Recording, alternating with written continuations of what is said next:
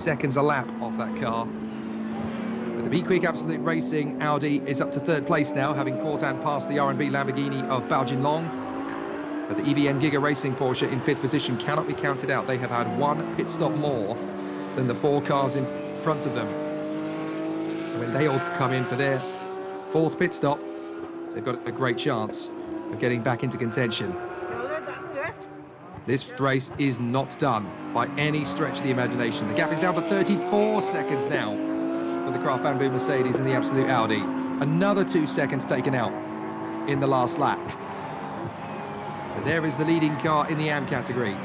Pitti Bidambakti, the Thai driver, now a minute 17 ahead of Christian Kia in the Modena Porsche, who are now second in the AM class.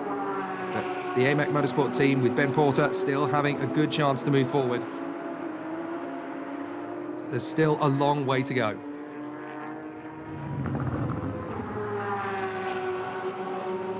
The Sepang 12 hours on the Sepang International Circuit just outside the city of Kuala Lumpur in Malaysia.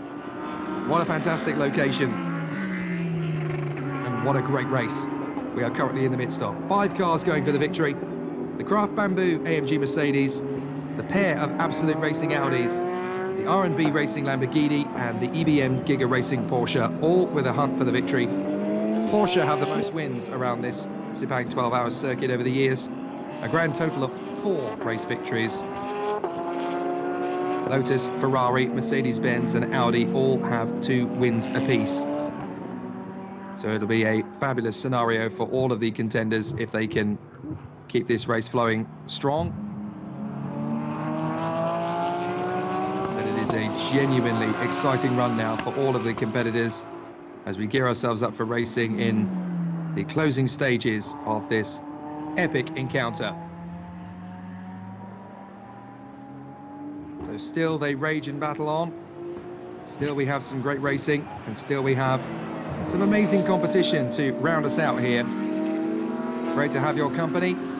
For those of you who are watching on the Nitro Sepang 12 Hours live stream on YouTube, or those who are watching Sepang 12 Hours on Facebook, or however you are tuned in and watching, your company is very much appreciated. And you have tuned in at exactly the right moment. There are 2 hours to go and 5 cars battling for the victory, with a lot of air of uncertainty as to which of these cars is actually going to have the strongest pace for the latter stages of the event.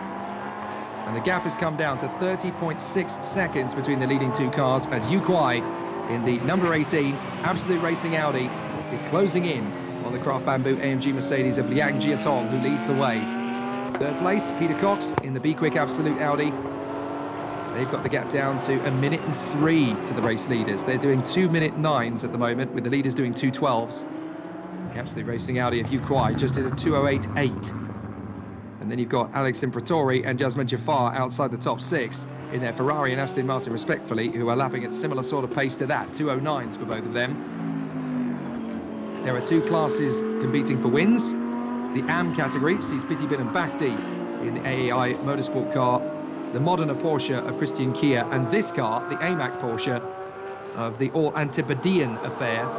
2 Aussies and a Kiwi battling away for the victory, and they are about 2 minutes and 25 seconds behind the race-leading car in the BMW.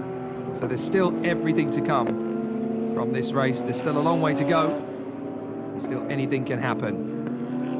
And so far, unbelievably, we have gone through this race without a single yellow flag caution period, without a single code 60, and without a single safety car. It's just been the cleanest of sports car races you could ever have asked for. And as a result of that, we've been able to watch a pure motor race. Imagine if a safety car came out now. We'd have a 5-car sprint to the flag, essentially now, at Grand Prix level. And that really would be a sensational end, and a great tribute to all the hard work that is being put in to make this event a success. Full credit has to go to the team behind the scenes making it all happen. Davide Gobbi, the general manager of the Top Speed Promotion Limited, and all of his staff putting on another fantastic event. It's been a long time since I saw a sports car race go pure green. I think this one could go all the way. Liang Jiatong in the Craft Bamboo Mercedes, out in front on lap 163, 27.2 seconds now, ahead of the Absolute Audi of Yu Kuai. Jeffrey Lee, Yang Jiatong, who is in the car, and Sandy Stuvik, the talented Thai, are the team that leads the way in the Craft Bamboo. But this is a very tough race to win. The Mercedes has actually been the underdog of the 5 cars so far, but it's now their turn in the lead. The R&B Lamborghini has led, the EBM Giga Porsche has led, both of the Absolute Audis have led, and now the Craft Bamboo Mercedes is leading. Fabulous battle all the way to the checkered flag is in prospect now, as the Sepang 12 Hours nears its epic conclusion. Great to see this race returning for the first time since 2016. We've had some great duels. Here is the leading car in the AM category, 6th overall, Piti Bidambakti, the Thai driver for AAI Motorsports in the BMW M4 GT3. Can't say I've ever had a sample of this car. I have driven the road-going version, and I described it once as a fighter plane without wings. And it really is quite an astonishing machine. Unfortunately, its 2 counterparts have already retired from the race. The combination of Kroon, Chen and Klingman. My brain went completely onto mush at that point. But yes, Kroon, Klingman and Chen. Unfortunately, the number 15 car dropping out of the race on lap 122. So about an hour and 15 minutes ago. And then the sister car dropped out all the way back on lap 27 for them. They've been in the pits for 5 hours and 5 minutes. Whereas their counterpart car has been in the pit lane now for an hour and a half. Now, in terms of the stints, we're getting an interesting state of play here. Liang Jiatong has been on track now for an hour and 12 minutes, roughly. Yu Kuai has been on the circuit for 39 minutes. Peter Cox for 40. Bao Jinglong for 47. And obviously, having had a 5th pit stop, Nazim Azman has been in the car for 38 minutes. So he is the freshest of the drivers out there. 10 kicks. Must respect track limits. Well, that's got to be Peter Cox, doesn't it? He's got to respect track limits. Either that or it's an old message. Now, this is the highlights, of course, from earlier on. I do apologise. It's got to that point in the day. But we do have 5 cars out on the circuit, all battling for the race win now. The Craft Bamboo team, who lead the way in fine style. Liang Jiatong out in the lead. Yu Kuai for the Absolute Racing Audi in 2nd place. The V-Quick Absolute Racing Audi currently being driven by Peter Cox in 3rd. 4th position for Bao Jinlong in this car, the R&B Lamborghini. And then 5th is the EBM Giga Racing Porsche, currently being driven by the new boy to GT, Nazim Azman, the Malaysian. He did selected races in FIA Formula 3 last year, so this is a bit of a route for him. The Porsches getting close to each other there. The GT Cup car getting out of the way, that's Chan Sewai, who is currently at the wheel of that particular car. But it's been quite an entertaining few hours of this race. 6 hours and 8 minutes completed, but there's still a lot more to come. And I have to say, it's been such a revelation. This race has been so pure. It's been a great motorsport battle, a great contest. The real thirst for the future is being played out here at Sepang. We may have started this race with 13 cars. We may only have 11 left. But the quality has not been wanting. The quality has not suffered. The teams have absolutely given their best. And we have a 5-car battle for the win in the Pro category. And in the AM category, we have a 3-car battle for the victory. And it's going to go all the way to the death. The way things are currently looking. Every single team has had their moments of triumph. Every team has had their moment of scrutiny. But every team is going to make this battle go all the distance of this race. It's definitely going to be a tough one. We're all hoping that the GT Cup team go the distance and they get to the end of the race in fine style. But as we continue on here in the Sepang 12 Hours, at this stage, with an hour and 50 minutes still to go, it is the Craft Bamboo AMG Mercedes, currently being driven by Liang Jiatong, that leads the way on lap 165, 20 seconds now ahead of the Absolute Audi of Yu Kuai. And then Peter Cox in the V-Quick Absolute Audi in 3rd position, just under a minute behind the race leaders. Fourth place is the R&B Lamborghini of Bao Jinlong, and then the EBM Giga Porsche of Nazim Azman in fifth position. And they're all covered, all 5 cars, by 1 minute and 20 seconds. That's what we've got to look forward to for the remaining hour and 50 minutes of the Sepang 12 hours. A long way still to go. Who has got the trick up their sleeve? Liang Jiatong is really pushing it here. He's been out almost as long as Chan Sai Wai in the FM Motorsports Silver Rocket car. Other than him, he has been the longest driver out on circuit for this stint. Christian Kia must respect track limits at turn 6. First warning for the Modena Porsche, currently running in second place, 1 minute and 16 seconds behind Piti Bidambakti in the BMW from AAI. But there is Nazim Azman, a talented youngster making his sports car debut. And he has made such an impact. I have a feeling he's going to be very good at this. Right, just as I mentioned how long it's been for Liang Jiatong to get into the car, and how long he's been out on circuit, the Craft Bamboo Mercedes is in pit road. So the Craft Bamboo makes the pit stop, and this is pit stop number 5 for the race leaders. So Liang Jiatong relinquishes command of the race then to the Absolute Racing Audi of Yu Kuai, the young driver from Hong Kong. There you go, Christian Kia's warning comes up on your screen. That's to make sure that he must respect track limits at turn 6. And you're looking at the Modena Porsche at the moment of Christian Kia. But now we're going to get the next pit stop rotation. This is going to be the penultimate pit stop, as every team now wants to try and time this right. Every team wants to try and outfox the opposition, force the other teams into making a mistake, whether it comes to tactics, strategy, or track limits, whatever it might be. The race really starts now, and for the 5 cars that are involved in it, covered by 1 minute and 20 seconds before the Craft Bamboo pit stop, it could go anybody's way. It really, really could. Whoever wins this race is definitely going to have earned it, because all 5 teams have given absolutely everything they've got. So the Craft Bamboo will drop to 5th position for the time being, but obviously they're going to have another great race battle when they get out onto the circuit, because they're going to try and get out ahead of the EBM Giga Race Porsche over the course of the next hour and 47 minutes. So they've got to try and get themselves into a good position to do that.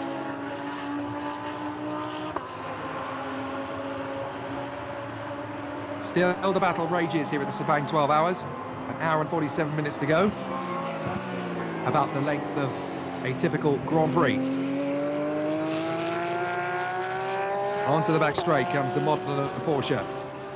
And it is Jeffrey Lee that has taken over the Craft Bamboo Mercedes. So Jeffrey Lee has got back out onto the circuit as Yu Kuai comes across the line.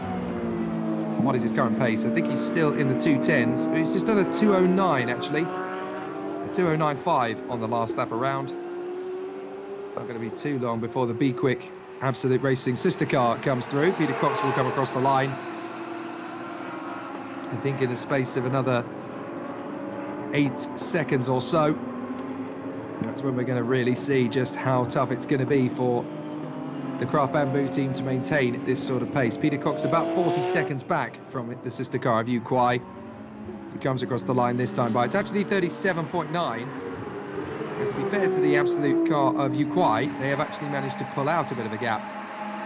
The R&B Racing Lamborghini is now in 3rd again. And I do believe the EBM Giga Racing Porsche is up to 4th. Indeed it is. Nazim Azman will cross the line this time by in 4th position, just a minute behind the Absolute Racing car in the lead. But the Craft Bamboo of Jeffrey Lee is not that far back either in 5th position. They've still got plenty of time to make a play in this race. There's still a long, long way to go. Do not count them out. There is the car of R&B Racing. Bao Jinlong behind the wheel of the car at the moment. Now, as a result of that pit stop for the Craft Bamboo team, the longest running driver out on the circuit of the top 5 is now Bao Jinlong, who is in the car. This is his 56th minute in the car. and you're watching Bao Jinlong at the moment, coming close to being in that car for a full hour. They can stretch it out a little bit longer. They might be able to gain some time in the next pit stop. But it's very tough to know who's going to get this right. And when you've got a race that isn't sullied by safety cars and crashes and whatever, when you've got just a pure tactical race, it very much becomes about how do you mastermind the fuel? How do you mastermind the tyre management? How do you look after the general wear and tear of the car through the course of the race? It is fascinating to see how this has played out. 37 seconds separates the two Audis. Another 11 seconds back is the Lamborghini of Bao Jinlong. Another 10 seconds back is the EBM Giga Porsche of Nazim Azman. And then the Craft Bamboo that's just made its pit stop is only a minute 17 further back. Still anybody's race to win this. We're going to try and watch to see where the next pit stop is going to come from. Yu Kuai completes lap 167. There's the pace difference compared to where they started from. A real shame because we had the AI Motorsports BMW starting on the front row of the grid alongside the Absolute Audi, and they've fallen out of the race, as is their sister car, the GT3 AM category car of the number 90. But there's still plenty to do. Nazim Azman gets the gap to Bao Jinlong down to 8.8 seconds. He's just done a fabulous lap. He's just done a 209.4 compared to a 211.4 for the R&B Lamborghini. So Nazim Azman is currently the fastest driver on track. Great work.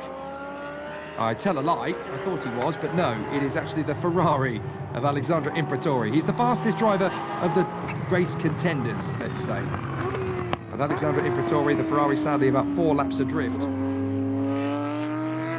Imperatori just proving what he could have won, how he could have won. But still, this race rumbles on, and for the Absolute Racing pair up in front, this is exactly what they wanted to demonstrate. They wanted to showcase that you can't rush these things. You have to get your plan done to a certain degree. You have to make sure that all the correct boxes are ticked in the right order in order to make a race victory come together. An hour and 42 minutes still to go. It looks so strong. Out of the final turn, there is Yu Kuai in the Absolute Audi.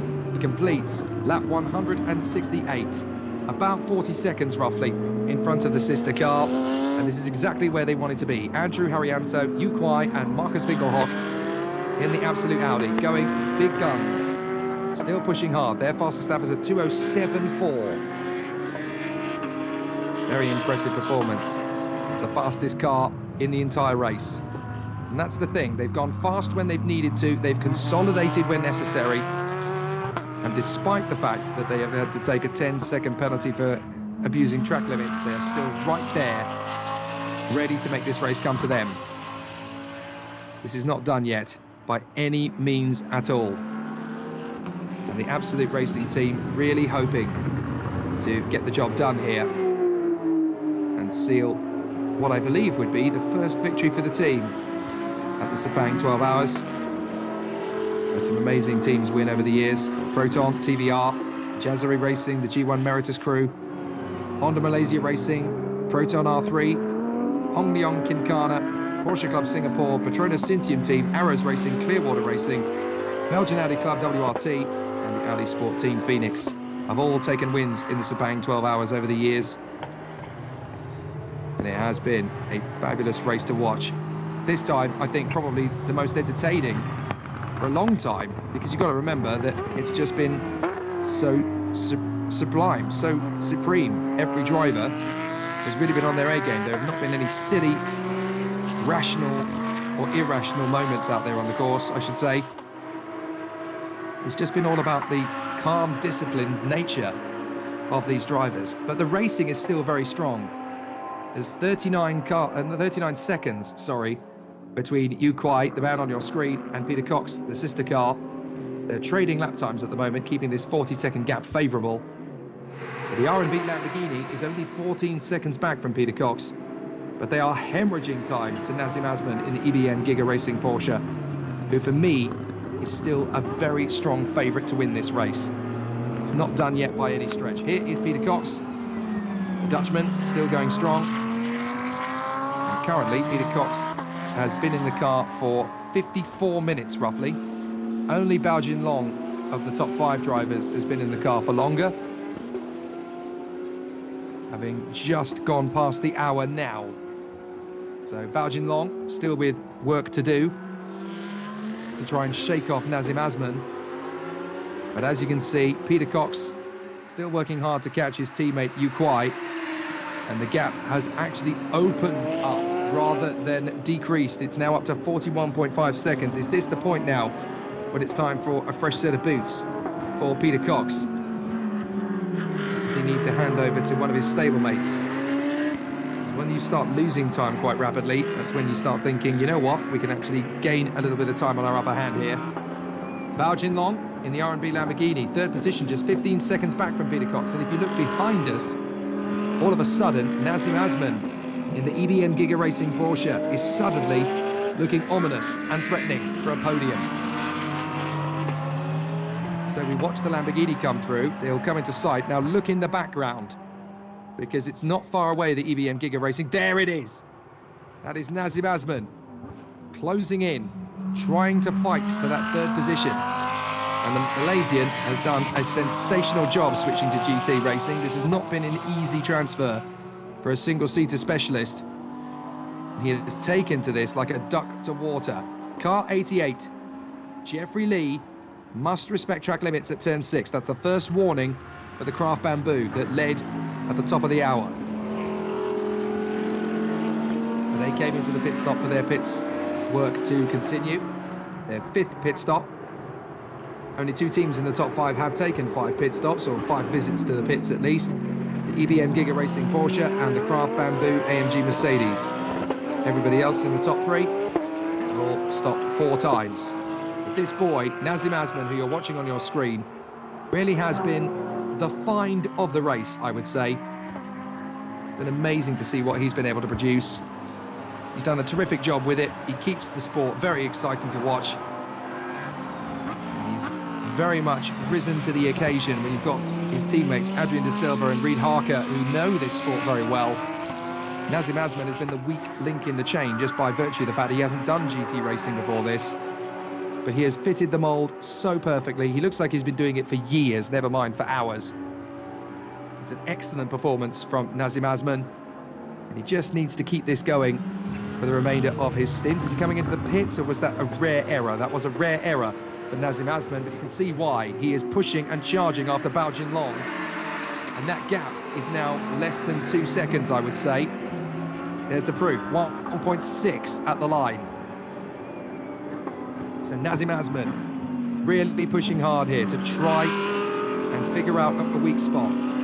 There is the Craft Bamboo, that's Jeffrey Lee. They were leading a short while ago, but they've made a pit stop, so they're back down to 5th position again. But such is the close nature of this race and this category, it is still very tough to know who's going to take the victory this time.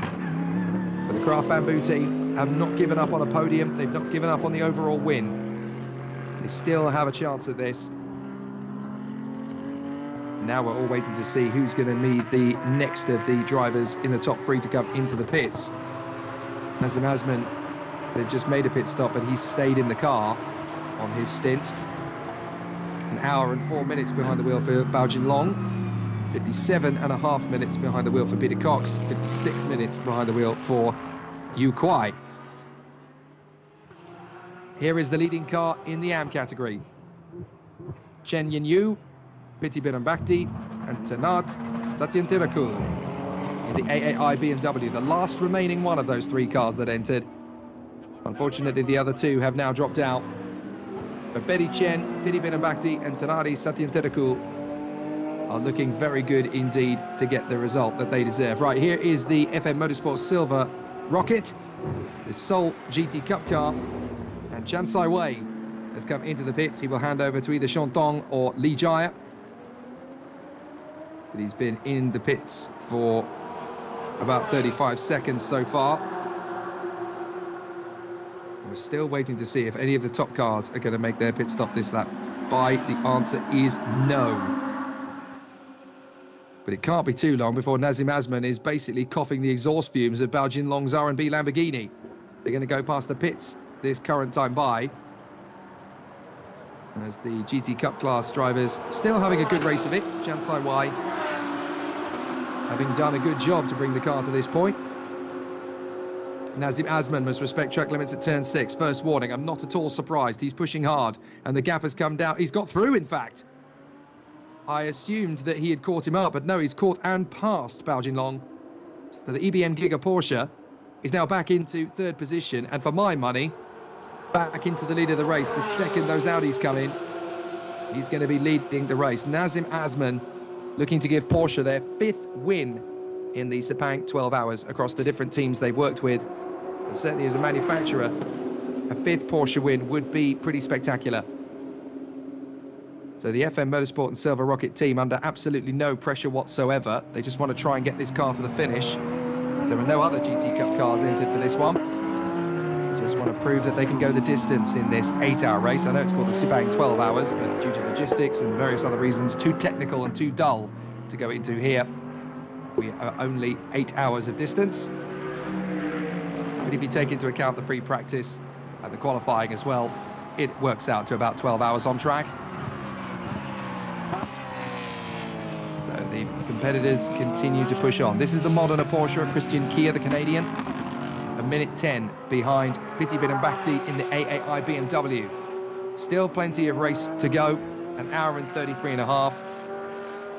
And these challenges are not dissipating. If anything, it's getting more and more exciting. But the new favourite for me is the EBM Giga Porsche. I think they've got a chance here. 1 hour and 33 minutes remaining of this epic contest. And still they put pressure on. Still they pile it on. Still there is a great chance for this race to go down to the wire. And I really think we've got a good battle in the offing here. Some stunning performances from the competitors across all of the classes. The battle is still going strong. Racers are still giving as good as they've got, and it's still very unpredictable indeed. The best kind of race, when you genuinely don't know what's going to happen next. And it's been like that all the way throughout. So through they come. Now, where is the leading gaggle of cars? Because all of them now, all 4 cars up at the front end are covered by a minute and 5 seconds. This is the AMAC Porsche coming towards us. They've had a lot of television time over the last hour or so. Clearly the director really wanted to give them some airtime. McPherson, Porter and Heimgardner, third in class, looking for the podium. Could have been leading by this point, but it's not over yet. They are only 2 minutes down the road from Piti Bidambakti in the AAI BMW. That's very achievable. All 3 of these cars still have a really good shot. So it's obviously going to be a really exciting run for everybody. But we are going to have a sensational battle. And it really is going to be an exceptional performance from the team that takes the win. Here comes the Aston Martin, that is Yasemin Jafar, bringing the Viper Niza racing car into the pits. He's had a very solid run. Just so unfortunate that both the Aston Martin and Ferrari cars ended up losing so much time earlier on, because we could have had a very solid race from them. And what perfect timing for Sean Henshelwood to make his way back into the commentary box. We have got 5 cars in the mix for the victory, and there's 2 minutes separating all 5 cars. The Audis are very closely matched. The EBM Giga Racing Porsche has got back into third position, having caught and passed the R&B Lamborghini for third position. Still no safety cars, still no code 60s, still no yellow flags. This is genuinely the most pure and most entertaining sports car race I've seen for years. Well, what a great way to come back to reinstate the Sepang 12 hour. That's perfect. That's just what we wanted to see. So we go into the final stanza. I guess we're starting to get towards, I would hazard, it's not quite the last pit stops. There's cars obviously in pit lane now. Certainly the second last pit stops for most of them.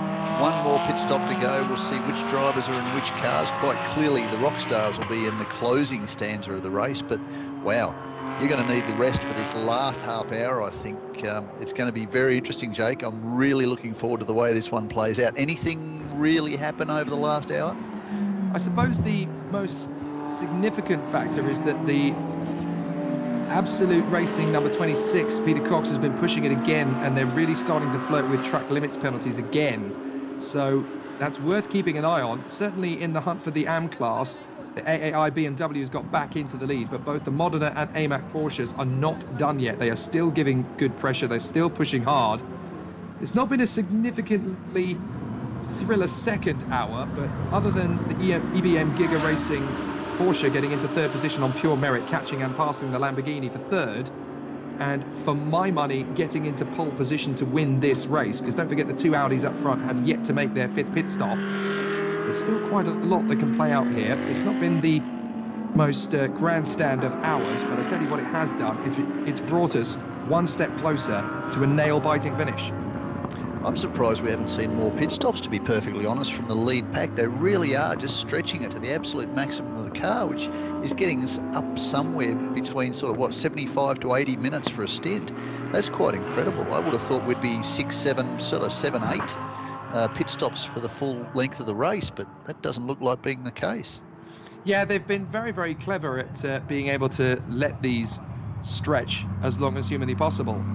So it's going to be really interesting to see who gets the run of the draw. I don't think we've seen everything we're going to see from the Audis yet. They're first and second at present, but I think they're hiding something. I think there's something up their sleeve. On paper, the EBM Giga Racing Porsche is favourite to win this, because they have managed to catch and pass the Lamborghini very quickly, and they're not that far away. They're only a minute behind the leading Audi and only 13 seconds behind Peter Cox in the B-Quick car. So on paper, they're the ones who could win this, but I just wonder, can the Audi stretch it without making pit stop number 6? Because if they can, then that's what's going to get them to the winning dais. It's so tough to tell which of these 5 cars is going to get it. But one thing that nobody, I think, can dispute here, Sean, the star of the race has got to be Nazim Azman. He's been absolutely meteoric coming into this EBM Giga Racing team for the first time, expecting to deliver, not having driven or raced a GT car at this level before.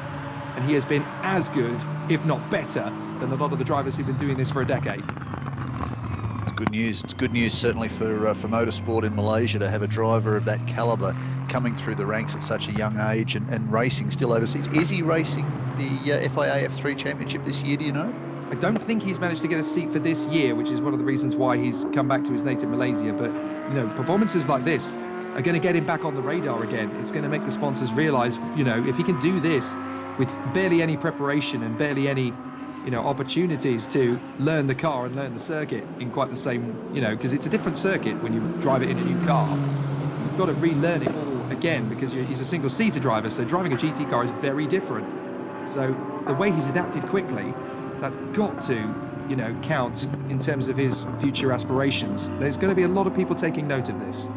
Well, the other thing these days, of course, is single-seated drivers tend to be progressing towards F1. Let's face it, that's the idea. Or if you don't get that far, maybe IndyCar or Super Formula or something along those lines. But look at the world of GT racing. There's been a few stop their journey through the early stages of their careers in open wheelers and jump across to GT racing and make a career and a living as factory drivers. So maybe this is a bit of an eye-opener for the young Malaysian driver to say, hey, well, maybe here's a different alternative route for your future that could actually be both more profitable and more rewarding. So this could be the start of something new. Indeed. So what you're going to get to see, I guess, for the next 56 minutes or so is what strategy are Audi going to employ? Can they extend this to make sure they don't have to pit for a 6th time? They absolutely have to pit for a 5th. You've got Yu Kuai, who's been out there for an hour and 6 minutes. Peter Cox has been out there for an hour 7. Bao Jinlong has got to be at breaking point. He's done an hour 14 in the car now.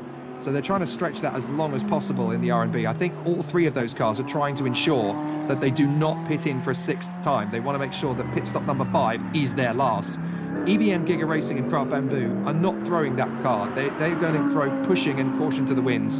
For me, EBM Giga has the chance to win this on paper, but if the Audis can stretch it, they're going to be hard to beat. Over to you.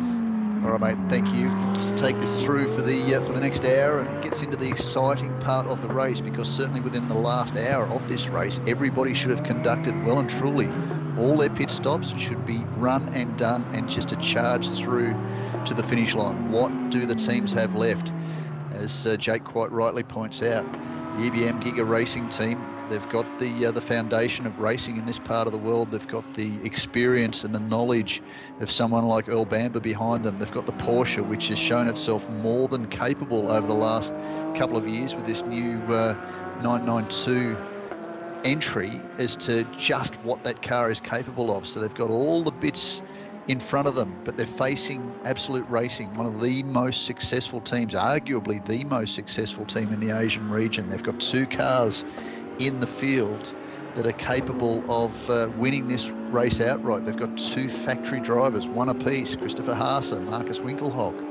And then, of course, you've got the team from China, or the Chinese-based team of Wanbo, the R&B Racing Lamborghini with Bao Jinlong currently at the wheel, and you can't discount Craft Bamboo Racing at any stage with the experience that they have with their current car, which is the Mercedes AMG GT3. So this really will play out very, very interestingly over the course of the next hour. And by the time you hear from Jake again, as I've just made myself aware of how Jake got that information about how long the stint's been running, my computer monitor has closed off the last column on the screen, or the timing screen that we have access to, and of course it tells you how long the stint is. So at some stage very, very soon, we should expect to see the two Absolute Racing Audis come down pit lane. But as Jake said, are they stretching the strategy? We still have an hour 20 to go. If they can manage to eke out maybe 5 more minutes, or perhaps a little bit more, they might just be able to make this run. And currently, as he quite rightly pointed out, Bao Jinlong's been out there for an hour 17. Piti Bhirombhakdi's been out there for almost an hour 20. That's 80 minutes in this stint. They can't have much more left in those cars, but with, well, 82 minutes left to go, it is going to be tight. So I reckon within probably 3 laps, you're going to start to see some of these top teams make their 5th and arguably their final stops. Just as I was saying, that car 101 with Li Jia has just had a track limits warning for, surprise, surprise, turn 6. So that is obviously still claiming drivers as they're pushing as hard as they can over the closing stages of this race. Stretched, as we already know, it's going to be 2 hours longer than the original scheduled finishing time because of the delay at the start of the race. There was an incident just prior to the race which saw some damage to the Armco fence on the outside of turn 1. So that saw us 2 hours behind the scheduled starting time, which therefore meant that with 8 hours of this variant of the Sepang 12 hours to run this year, that we would finish at what will be midnight KL time as opposed to 10 p.m. It's a little bit later for the teams as we watch Andrew Haryanto continue. Sorry, Yu Kuai. Andrew Haryanto's done his stint. He's over. That's concluded. Yu Kuai still circulating with a 2:09.6, so he's not hanging around still. That's a pretty fair pace. In fact, last time round, he was second fastest car on track.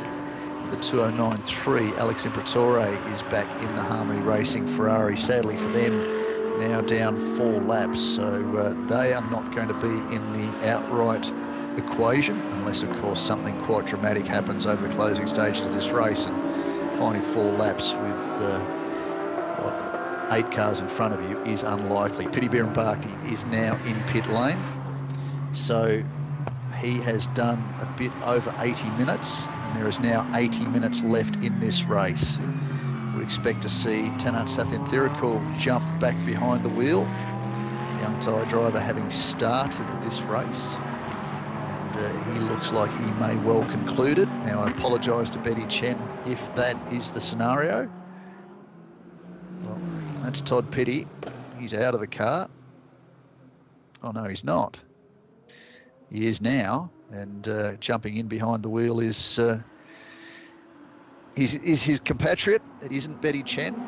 So Tanat Sathyanthirikul will finish this race for the number 91 Singer Fist Team AAI BMW. So that job's done. By the time they rejoin, they'll have about 78 minutes left in this race. It's still a fair stint for a driver to be pushing over the closing stages of this race, but that will certainly highlight where they are. Now, if the BMW can run to 80 minutes, where can the Audis run to? Currently, Peter Cox has done the most laps in an Audi at 74 minutes. Bao Long's just ticked over 81 minutes in the car. He must be next in. In fact, I think he's just come in pit lane now. Yes, he has. The number 4 R&B Racing Lambo is now down pit lane. So from Bao Long's perspective, let's see whether or not they put Ye Hong Lee in the car, or whether in fact Afiq Yazid gets back in for a final stint. We will soon see, provided we keep this vision. I've got a funny feeling that might be Yazid ready to jump back behind the wheel, but we'll soon find out as the number 91, the number 91, of course, the number 91 entry returns to the circuit. I got thrown by the number 15 entry just as they were rejoining. So Yu Kuai continues to lead. Just clicked over 74 minutes in his stint. I'd expect the next one into pit lane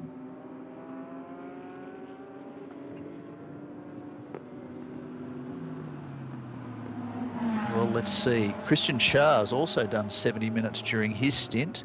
The Modern Motorsport Porsche back in position number 7. They are 3 laps down on the leaders. Jeffrey Lee is in pit lane. The Craft Bamboo Mercedes. See where this brings them into the equation. There he is, just appearing through bottom of screen. Now, who will jump into the number 88 entry? I would suggest it's going to be Sandy Stuvik. I think by the look of the helmet, that's exactly who it is.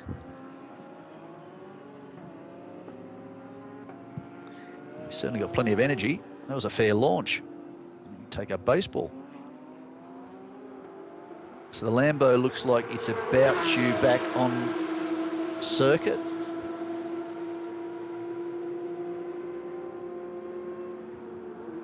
So the R&B Racing Lamborghini resumes in position number 4.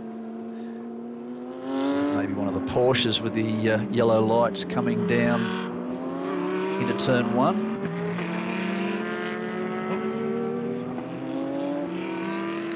Of that shortly.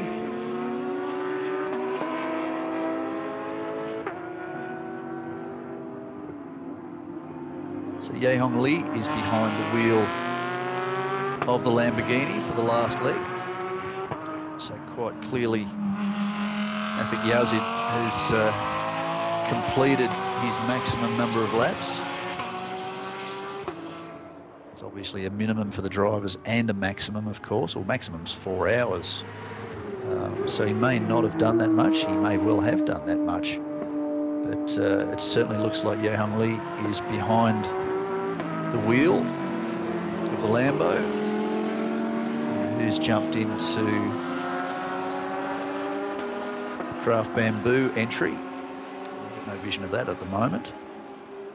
But we'll soon get an update on that front.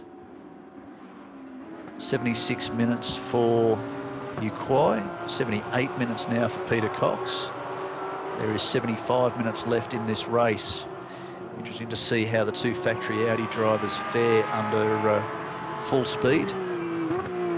Nazim Azman last lap out of 2:10.0. So he is on a pretty fair pace. Yu Kwai, the race leader, at 2:09.9, holds a lead of 61 seconds. And that is the lead Audi in pit lane, is it not? Yes, it is. No, that's Peter Cox. That's the number 3 P3 car. Christopher Haase with his seat in hand. So expect next lap round you will see Yu Kwai into pit lane. And let's just see where it all plays out and where Nazim Azman manages to get himself. We saw earlier, whilst he was locked in a battle with Christopher Haase, that Haase wasn't really closing him down all that much. There was only tenths in it. So the young Malaysian driver, as Jake was pointing out earlier, was doing an absolutely stellar job. So there's no guarantee that Christopher Haase, or for that matter Marcus Winkelhock, will be able to keep pace with the Porsche. So this is where it's going to get really interesting. This brings us to the end of the pit stops in all likelihood. So Christian Char's in. Perhaps Francis Char will take over. So that's the Modern Motorsport entry. And you could see top of screen just before we change frame, you might see them just pull through in front. Yu Kwai is back in pit lane in the number 18 Absolute Racing Audi. There he is. Marcus Winkelhock opens the door, gets set to take over. Of course, they're effectively a lap up on Peter Cox. Now, of course, that is Christopher Haase. So Haase will get out ahead of them. He won't make up track position. It'll be interesting to see exactly where we are as Nazim Azman comes down pit lane. This is interesting. We saw this before. Maybe they're just getting a final top-up because he's only been in the car for 14 minutes. Maybe to ensure they're on an equal footing, because the two cars that are sitting in pit lane right now, no, there's a driver change. Okay, so that looks like Reid Harker might be jumping back in already just to take over this final stint, or is he making some sort of adjustment there for Azman? No, clearly Azman's out. So this is going to be very, very interesting. So the Porsche will now split the two Audis. You'd expect Winkelhock to go out as the new race leader, depending on how much ground Christopher Haase can make up in the Be Quick Audi over the course of his outlap, whether he's able to pull in too much ground. But he's likely to become the third driver in this battle for the front. As for Ye Hong Lee, he's a fair way behind as it stands at the moment, but with the timing monitors a little bit array because we have cars still in pit lane, it's a little bit difficult at this stage to work out exactly where he'll sit in the equation. But certainly there's definitely a three-way battle between the two Absolute Racing Audis and the EBM Giga Racing Porsche for outright victory. Whether the Lamborghini and certainly Sandy Stuvik can get himself into the equation in that Craft Bamboo Mercedes, that will become the question. But I think you will see at least 3 cars on the lead lap. The number 18 Absolute Racing Audi of Marcus Winkelhock, I think, has probably left pit lane. Yes, he has. The number 16 EBM Giga Racing Porsche, which is still in pit lane, and the car on screen, no, there it is now, just leaving. The Harmony Racing Ferrari pulls into pit lane with Alex Imperatori. Doesn't look like he's getting out of the car, so he looks like he's going to go through to the end. In fact, Imperatori's been in the car for 41, no, this is this stint, so I've just missed it. I thought it said 40 minutes. So I'll pull that one back. I'm not 100% certain until he gets out of pit lane exactly how long he has been back in, although they're calling them stints now, so I guess that means we won't really know how much time he's done in the car up to this point. For those of you that were managed to, or had managed to pick that up, you might be across it, but I've missed that one, unfortunately. So Winkelhock is shown as race leader from Harker. 58 seconds is the advantage. Christopher Haase shown as 2 minutes 22 behind. Of course, they're doing 2 minute 10 laps on average. So 2 minute 22 would put him a lap behind. But because they've come out of pit lane, they're in out laps, mixed in with Haase, who's a driver who's been out there circulating already and getting tyres up to temperature. We're not quite sure until we conclude this lap exactly where we sit on this front. Briatore gets set to head back out with just under 70 minutes left in this race. So Winkelhock, Harker, Haase, Hongli, Stuvik, Porter, Sathian Thirikul, Francis Chia, Alex Briatore and Dominic Ung the top 10. And the final car that is still running as things stand, Li Jia in the FM Motorsport by Silver Rocket GTC class Porsche.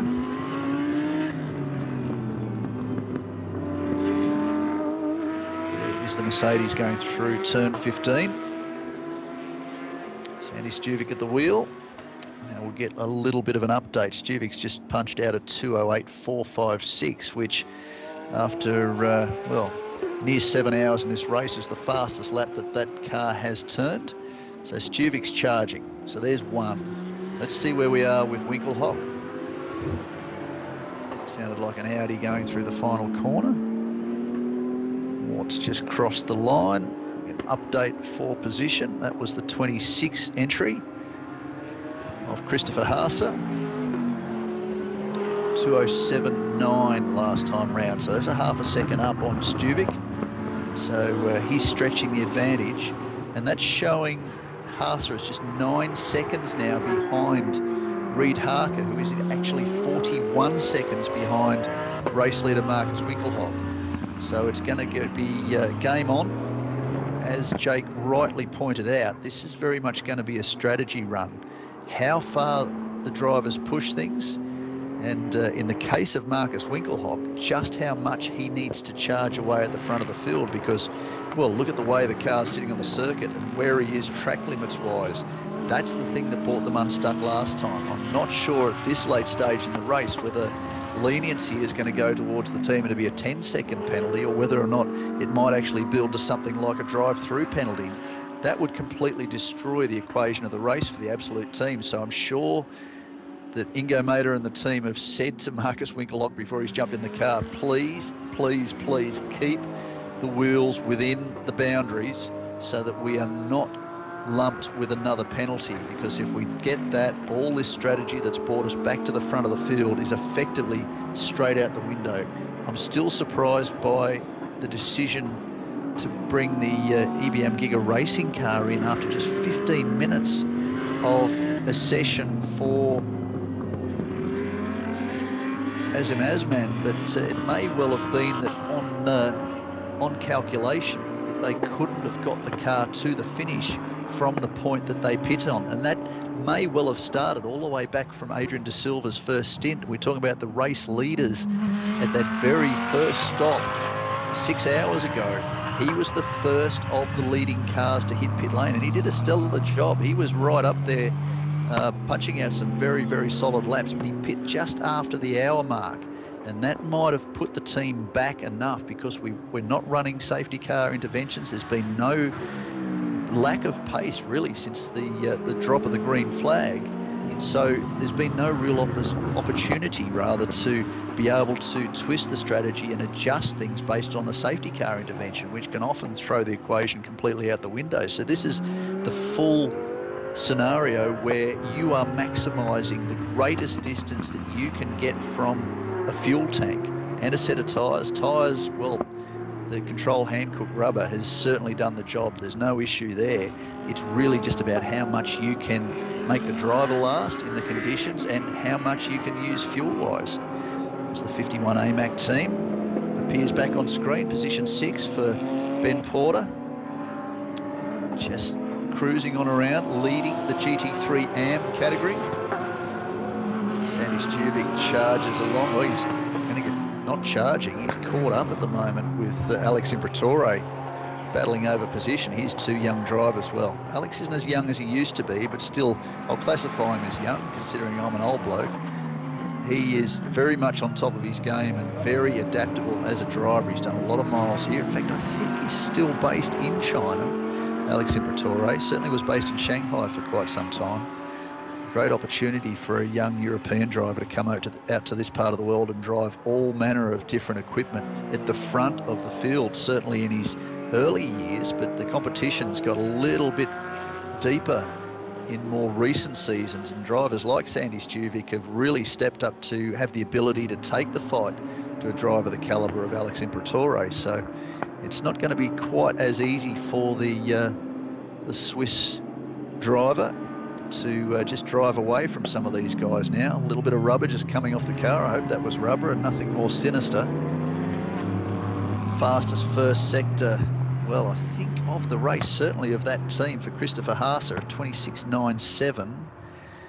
Reid Harker, by contrast, at a 26.99 that last lap for his first sector. So it's tight, and we saw that before. So it's not a foregone conclusion at 8 seconds, or just under 8 seconds between Christopher Haase and Reid Harker, that this gap is going to be closed down anytime soon.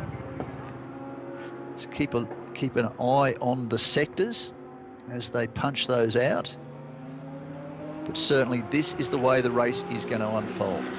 Winkelhock leading the field. Last lap, 2:08.7. He is currently 38 seconds ahead of Reid Harker. Last lap, 2:07.8, 9/10 faster.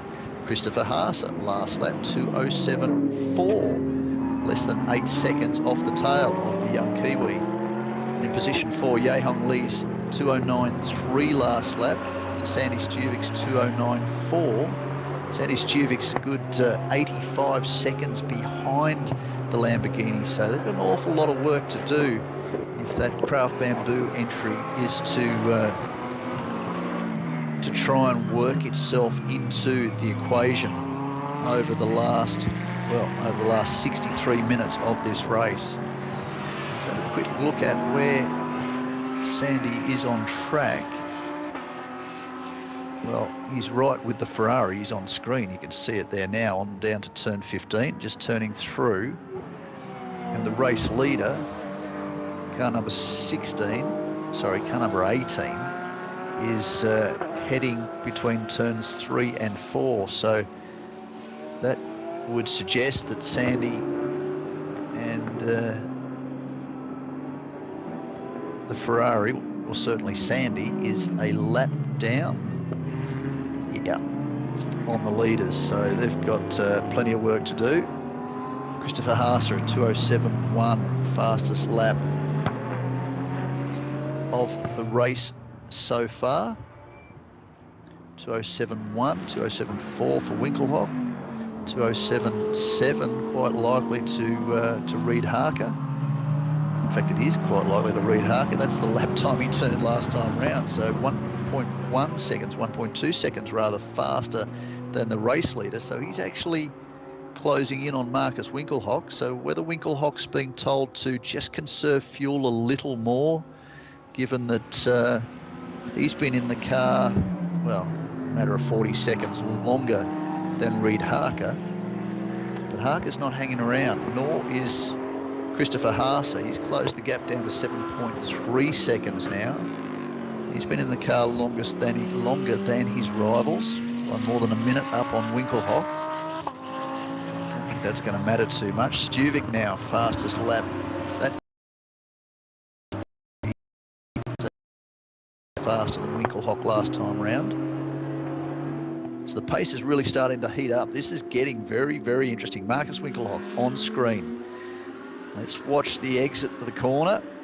He's got to be very careful with track limits. Now, we haven't seen any penalties for track limits for a few minutes, which is very, very good news. No, we haven't. The last one was back 37, well, it's about 20 minutes ago, which is very good, and that was for Li Jia. Track limits at turn 6. So let's hope they manage to maintain this pace without exploring the outer edges of the circuit, and that everything follows through just the way the team want to see it happen. 2:08.8 for Winkelhock. So he's settled into that comfortable rhythm. Here's Francis Cha being taken by Ye-Hong Lee at the R&B Racing Lambo. You see just how closely matched these GT cars are. The Porsche and the flat six versus the naturally aspirated 5.2 litre V10. Very nearly nothing in it in a straight line. Francis Cha didn't give much up after that passing move was made. That was all done through the pace of the Lambo. Ye-Hong Lee last time round, 2:10. We got caught up in traffic. He'd been doing 2:09s and 2:08s, high 2:08s. Francis Cha's doing 2:12s. So a good couple of seconds a lap faster for the young Chinese driver. Ooh, fastest second sector now for Imperator, faster of anybody in the field. 28.1 to a 28.2 for Haase. So the Chinese-based Swiss driver in the Harmony Racing 488 Ferrari is turning a very nice pace. He, of course, is also in the 207s. Last time around 207.99, so just in the 207s. Reid Harker 207.9, Haase at 207.4. Now the race leader's just gone over the line again, 209.4. So he's losing a second a lap. Now how much longer can he afford to do that? Well, there's less than 60 minutes to go. That essentially means, say, 26, 27 laps. Second a lap, he loses 26, 27 seconds. He's up by 36 seconds. You only need to win by a tenth of a second at well, probably a thousandth of a second. Photo finish, of course, but doesn't have to be wholesale time. Doesn't have to be by 4 laps. Doesn't have to be by 50 seconds. Maybe this is a calculated move from the Absolute Racing team just to ensure that nothing goes wrong. There's no additional pressure applied to either car or driver, and they're just going to comfortably see this one out. It would be a smart move. This team's done that before. They know how to play the game. Haase is the one who is really having to push. He made up just a tenth that time round. Harker 207.9, Haase 207.8. The gap 6.76 or 6.78 seconds rather. It's very close. So the way things are playing out at the moment, it looks very much like Winkelhock is comfortable. He's not pushing any harder than he needs to. We know he can get about 80 minutes out of a stint. Well, he jumped in the car and got things going with about, well, I think, 71 minutes to go, 72 minutes to go. So he should be comfortable on fuel economy. That shouldn't even be remotely an issue. If he doesn't need to push, then no need to push. Reid Harker, he pitted not long after the 2 Audis just for a top-up. Azim Azman jumped out and put Harker back behind the wheel, ultimately the faster of the drivers in that team. And the young Kiwi is really pushing to make up that deficit and to try and maintain at the very least second ahead of Christopher Haase, but perhaps just eke into that lead of Marcus Winkelhock. Tall ask when you've got an Audi factory driver in front of you and an Audi factory driver behind you. But this is what makes the medal of the driver.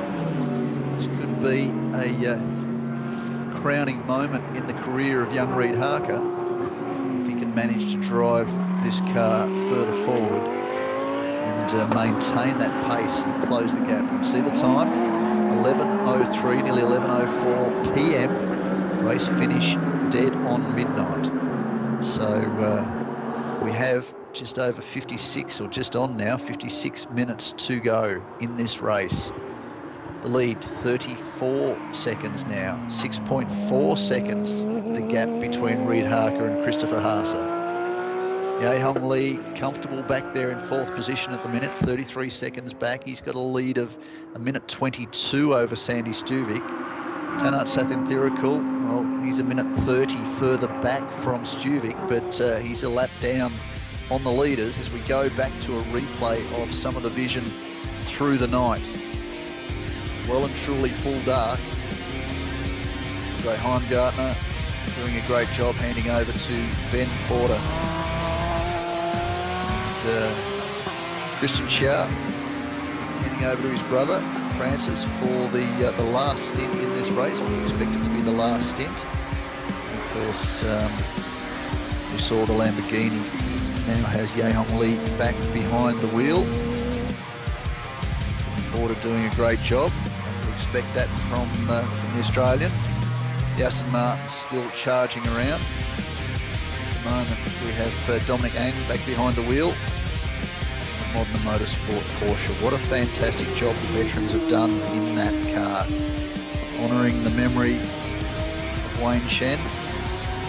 John Shen has been one of the real class performers today in this race. And their return to the Sepang 12 Hour. Yu Kuai, Audi Sport Asia junior driver. Multiple winner in Porsche Carrera Cup Asia a couple of years ago. Very talented young man with some great pace, and he's brought that Audi right into the equations. Great battling here between Sandy Stuvik and Alex Imperatori. Came very close to contact.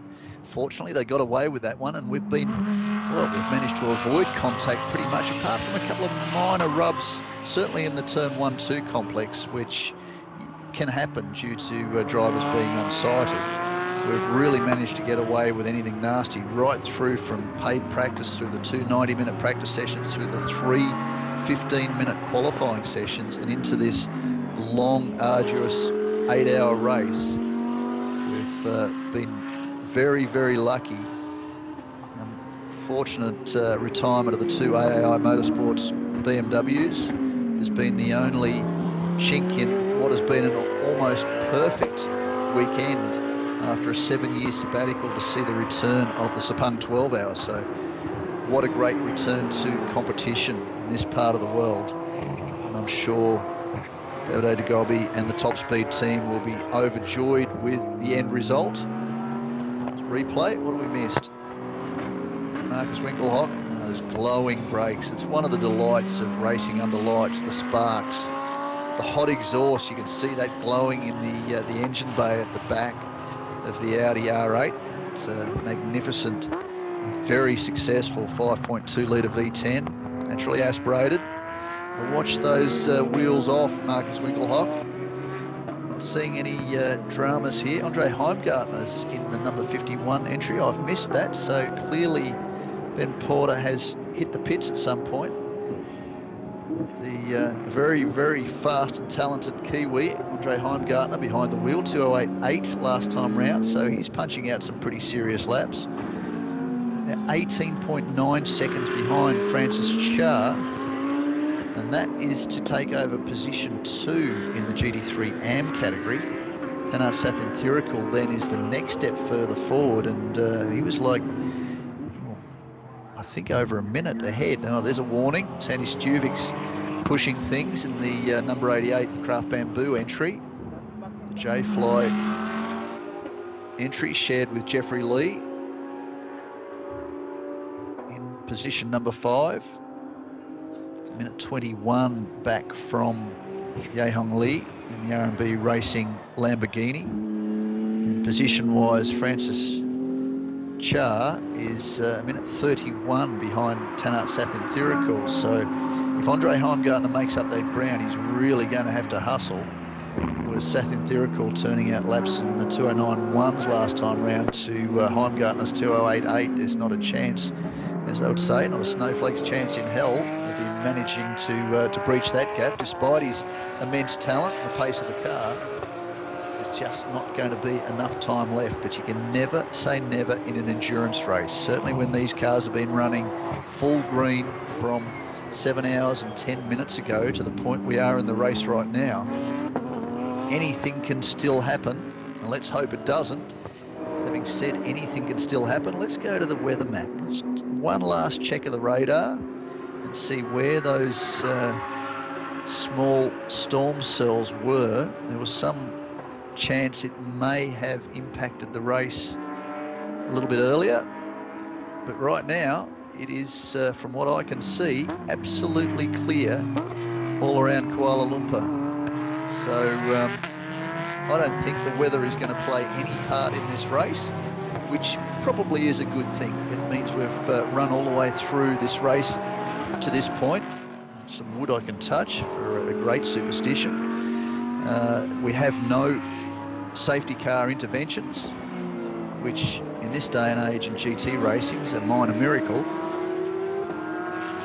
There is Sandy Stuvik still punching out some quick laps. Let's see how this one goes into the books.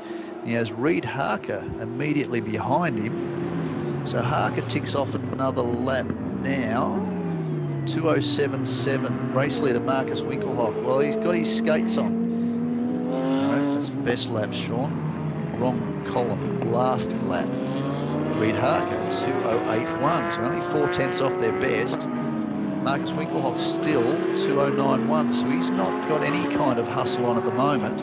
What's interesting is Harker's actually extended his advantage over Christopher Haase. It got down to about 6.3, 6.4 seconds. It's back out to 6.7. They both did a 2:08.1 last time round.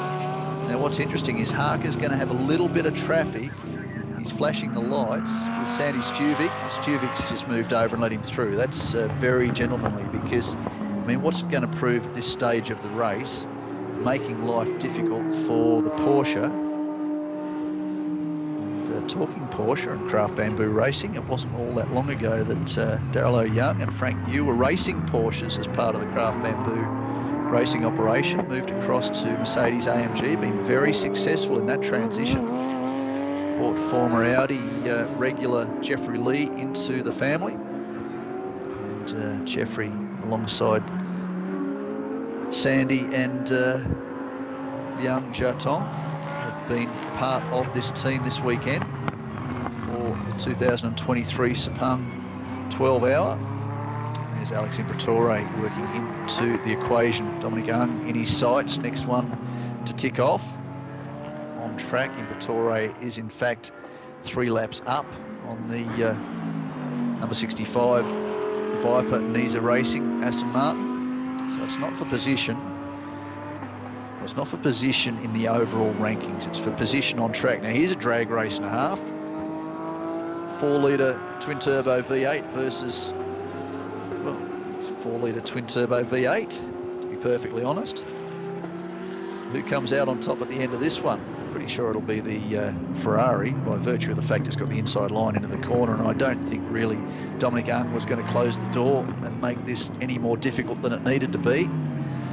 Number 101 Porsche GDC entry back into pit lane. Li Jia may well be to hand over to Sean Thong to take them through to the checkered flag. Hoping there's nothing sinister going on there as they make what would be their 7th or 8th stop. Would potentially be their 7th stop in the race.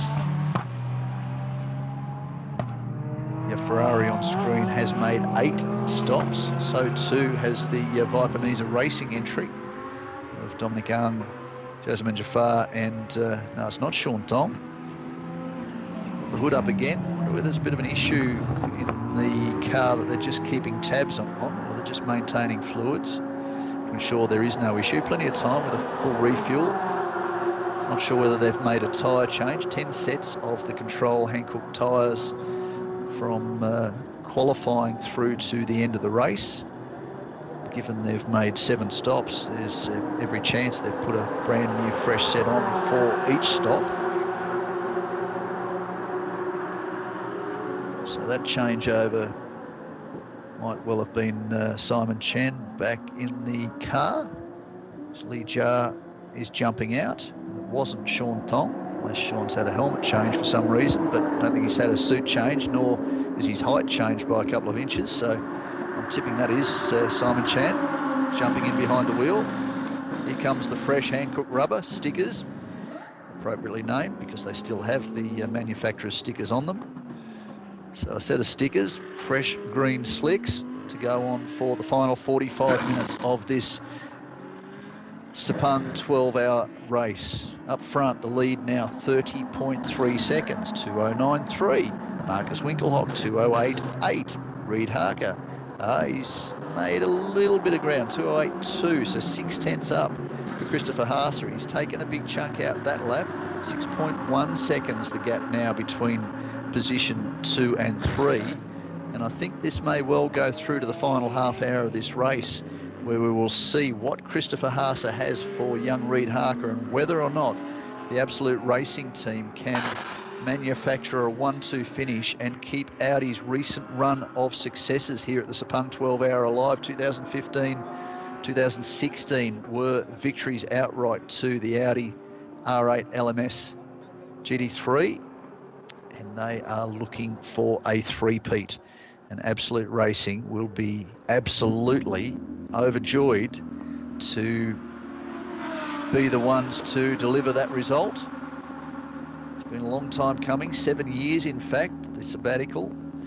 It's a long break between drinks here at the Sepang 12-hour. Speaking of drinks, I'm sure there's been plenty of those consumed during the heat and humidity here at Sepang International Circuit over the course of the last 8 hours. It's been a thirsty job. Drivers keeping themselves cool in the cars as best they can. Helmet cooling, cool suits in many cases, dry ice in some cases. Some of the Asian drivers, as we spoke about a little bit earlier, choose not to use the cooling. They, of course, have acclimatised, having spent a lot of time competing on the circuits of Malaysia and Thailand, and to a lesser extent, Japan, where it can be very, very humid. As Simon Chan takes over the reins of the 101 FM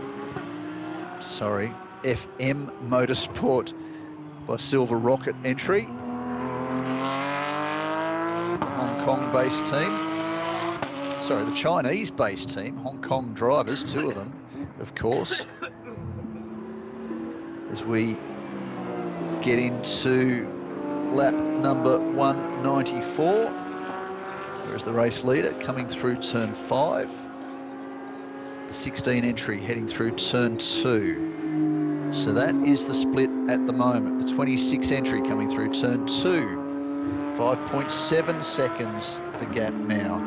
Reid Harker's just lost a little bit of time that last lap. He's gotten around Sandy Stuvik in the number 88 Craft Bamboo Mercedes. Race leader on screen, Marcus Winkelhock, just riding this out, comfortably holding that gap at the moment.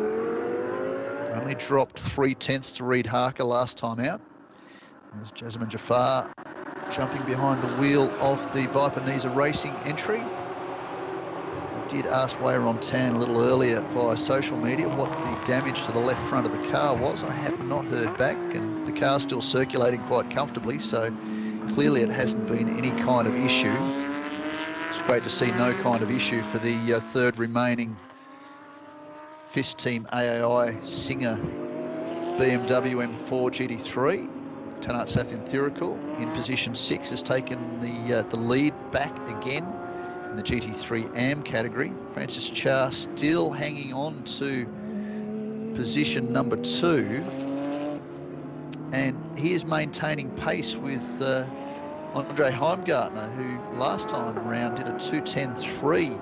Francis Cha a 2:10.6. There's every chance that the long-standing Porsche veterans are going to be able to hang on to this and carry it through. Oh, okay, I didn't see in the brightness there that the Aston was inside the Porsche as well. Winkelhock keen to dive through. Dominic Young has stayed behind the wheel, so Jafar's done his job. Get Dominic up to speed. Of course, does a lot of miles alongside Douglas Koo. Bit of a journeyman, Dominic Young. He's driven all manner of cars over a long period of time, from prototypes to touring cars to GT cars to Formula cars. Very experienced campaigner. He shows that in his pace,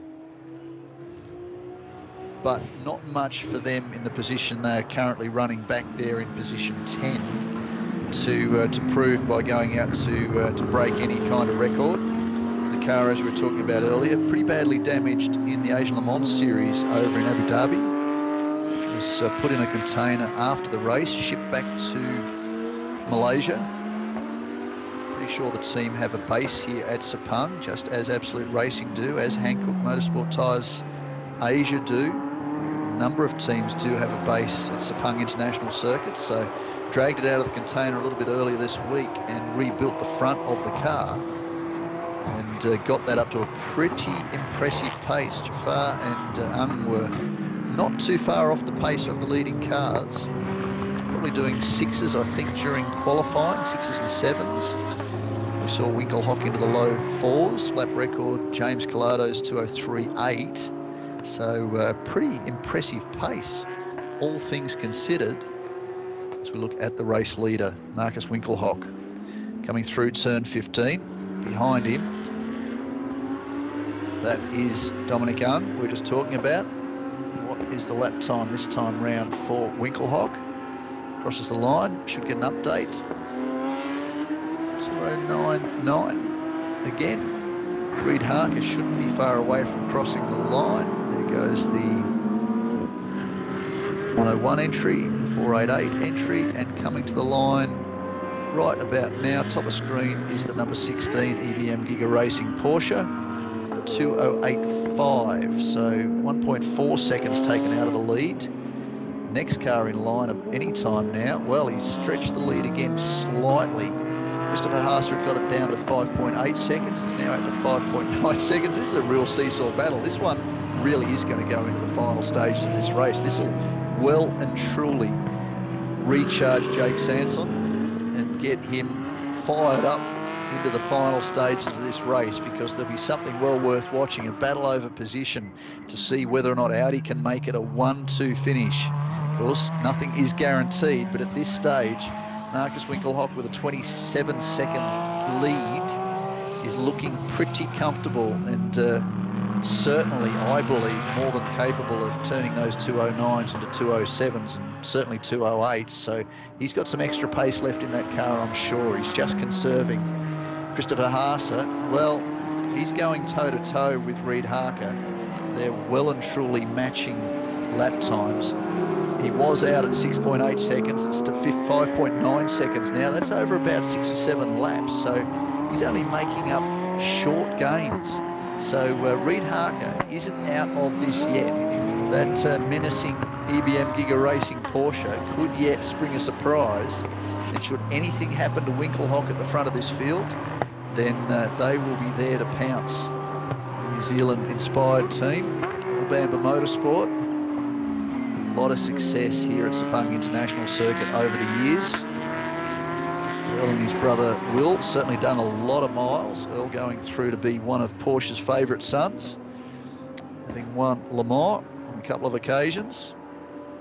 Now running his own team, and they've been very successful in all manner of competition in this part of the world. There he is, Reid Harker on screen. Simon Derby sponsorship. Very impressive livery. Really stands out. I love it. I think it's absolutely fantastic. See the glowing exhaust system under the rear of the 992 Porsche GT3R. Glowing brakes, glowing headlights. I'm sure the temperature on the drivers is glowing too. So we're getting to just over half an hour left in this race. 26.6 seconds the margin from P1 to P2. 2:09.1 to 2:09.6. 2:09 dead for Christopher Haase. 5.7 seconds the margin. He's really only making up small digs. That time round it was 143 tenths of a second.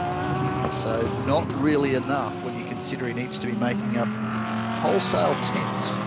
2, 3, 4, 5, 6 seconds if he can, but I don't think that's going to happen.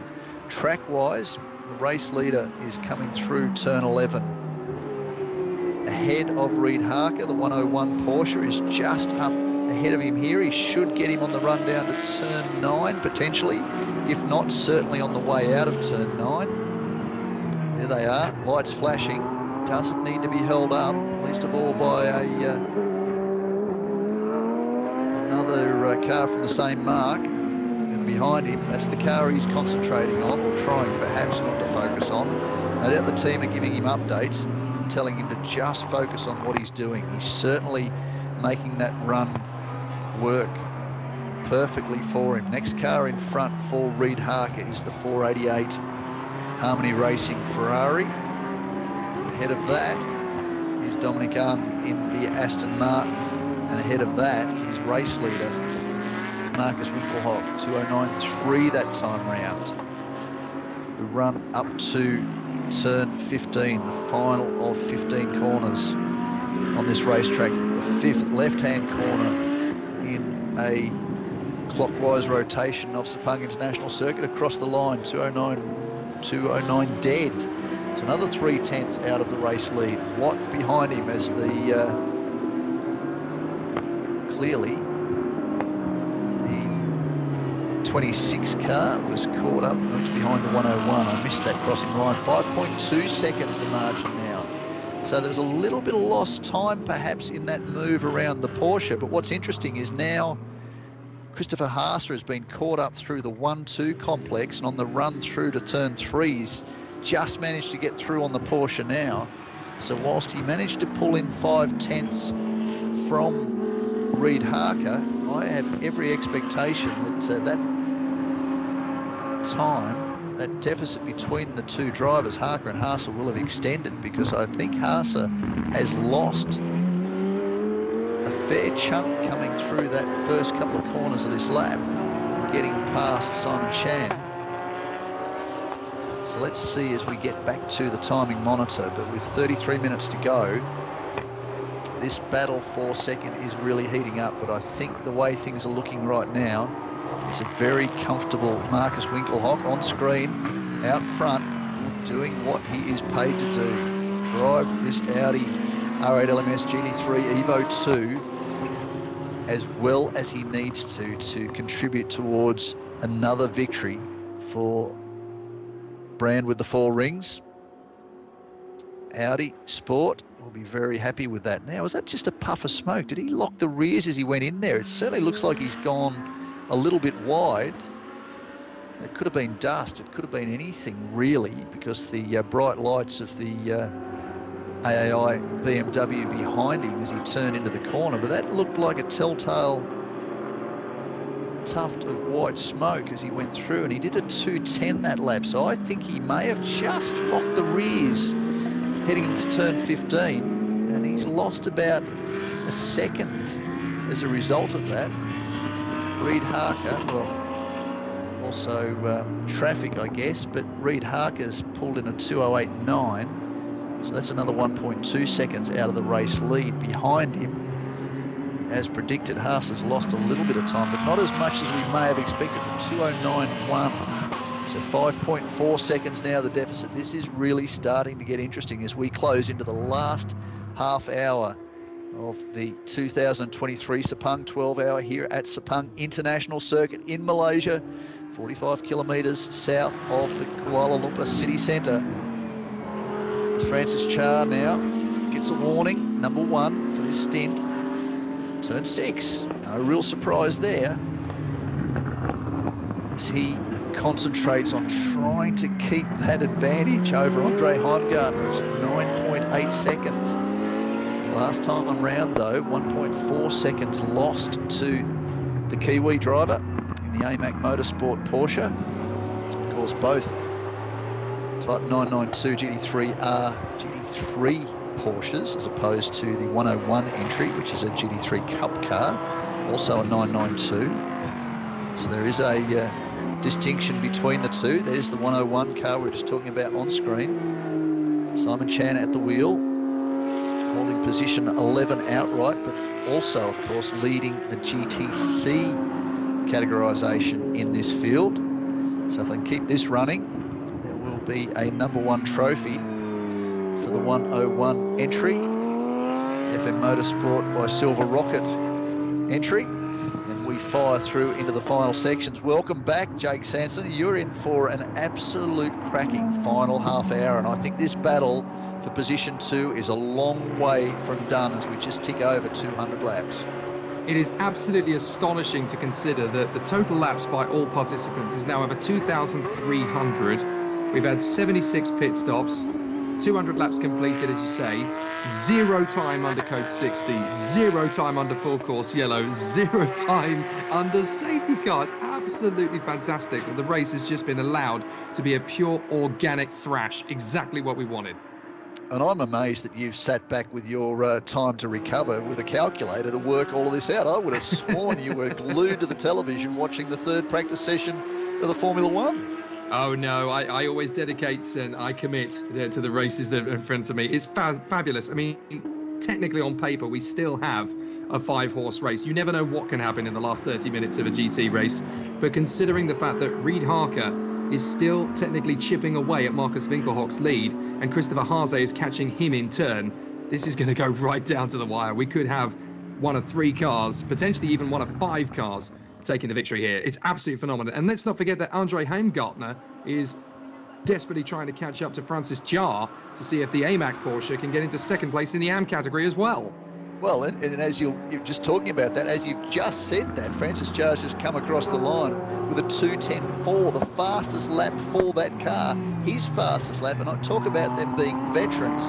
These guys are businessmen, and they're not young guys compared to a number of the guys in this field. And John Shen, Francis Jarre and Christian Jarre have been turning in an absolutely stellar run. I still can't believe how good a job John Shen did, considering his age and experience in these cars in the opening leg to go a full 83 minutes. Like, that was just staggering on its own. But since then, they've all got back into the car and punched out some really competitive laps. So whilst Andre Heimgartner is one of the best drivers in this part of the world, down around Australia, New Zealand, he may not catch Francis Jarre, and Francis has got the bit between the teeth. There's 28 minutes left in this race, so even the GT3 AM category fight is still wide open. I'm going to go and leave you to it because you need to get wound up and build the excitement as we get into the final leg of this race. It's been fantastic calling this with you. I'm going to be interested to see how this plays out.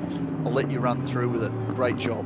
Thank you so much. Sean Henshelwood, ladies and gentlemen, giving us all of the flavour and the action through the course of the Sepang 12 hours. We have just 28 minutes to run, and there are 3 cars legitimately in the fight for the GT3 victory. Marcus Winkelhock in the absolute Audi, still ploughing away on lap 202, 24.5 seconds ahead of the Kiwi Reid Harker, and Reid Harker in the EBM Giga Racing Porsche, desperately trying to chase them down, but they're only really taking anywhere between 1/100th and half a second per lap out of that lead that they have, so it's not quite going to be enough. Reid Harker really needs to dig deep and find something special to take on Marcus Winkelhock, but he's got a bigger problem. Christopher Haase, the German driver in the B-Quick Audi, is catching him like stink, taking anything between 0.3 and even up to a second out of the lead that Porsche has built up. Ye Hongli is not quite done yet in the fight for 4th position because he's got to try and fend off from Sandy Stuvik in the Craft Bamboo AMG Mercedes, all coming down in the end then to the cars that were able to only go through the race with 5 pit stops as opposed to 6. Into the pits again comes the F Motorsport Silver Rocket, and this is their 8th trip into the pits. Chan Sai-Wai just wanting to bring the car home at this point because obviously they are the only GT Cup car in the race, and it would just be fantastic to see them bring this car to the finish. So they're just finishing off, crossing the T's and dotting the I's, and it looks as though Chan Sai-Wai is going to bring that car home, having been in the car already for an hour and still just wanting to finish the job off in fine style. But this is going to be a fascinating end to proceedings. And also, let's not forget that the battle for the AM victory is winding up in style as well. Tanat Satan Digarkul, the tyre driver in the AAI Motorsports BMW, still running well in front of Francis Jarre and Andre Heimgartner, who are dueling away magnificently, the 2 Porsche drivers in the AM class in the 2nd position fight that is going to go right the way to the finish line as well. The gap comes down between Winkelhock and Harker to 24 seconds. Half a second taken out then by the Kiwi Reid Harker. But Christopher Haase takes out a further 0.3 of a second himself. This could be really interesting. Reid Harker needs to push like crazy to close up on Marcus Winkelhock after an amazing battle. 25 minutes to go, and there are 3 cars separated by less than half a minute, and they're all in contention to win the Sepang 12 Hours of 2023, the first race of its kind for 7 years, and it really has been an amazing battle. If the EBM Giga Racing car can take the victory from second place, where they currently are, and from way down in 7th on the grid at the start, that would be a magnificent return on their investment. But as a team, they have worked tirelessly and put in an amazing job to work their way further forward. There is the Mercedes, still just trying to bring it home at this stage, having had a great run at the head of the race at one point. But Sandy Stuvik in the Craft Bamboo just looking to bring it home in 5th position now. They had their opportunity, just didn't quite have the same sort of pace and longevity on fuel consumption and engine management that some of their counterparts have done. So it looks like 5th position is all really that we can see for the Craft Bamboo team. Unless something occurs up front, it's not done yet. There's still plenty of time to take this one out. And Andre Heimgartner has got the gap down to 5.8 seconds now in his bid to catch Francis Jar in the Modena Porsche as we look to get that race one out. It looks like it's going to be Tanat Satantiraku who will have an almost unchallenged run in the AAI BMW for the AM class. They've managed to work themselves into a good position with 1 minute and 38 on Francis Jar, but second place is definitely up for grabs. And obviously, Alex Imperatori and Dominic Ang are looking to end a very frustrating day for the Harmony Ferrari and Viper Niza Aston Martin, at least on a high note. Look at how hard Reid Harker is pushing as he comes out of the final turn. The gap comes down to 24.123. That's good, but it's not enough if they want to keep this fight going all the way through, because they need to gain a second per lap now to stand any chance. And ultimately, Marcus Winkelhock is able to respond to the challenge. This is definitely going to be a great opportunity.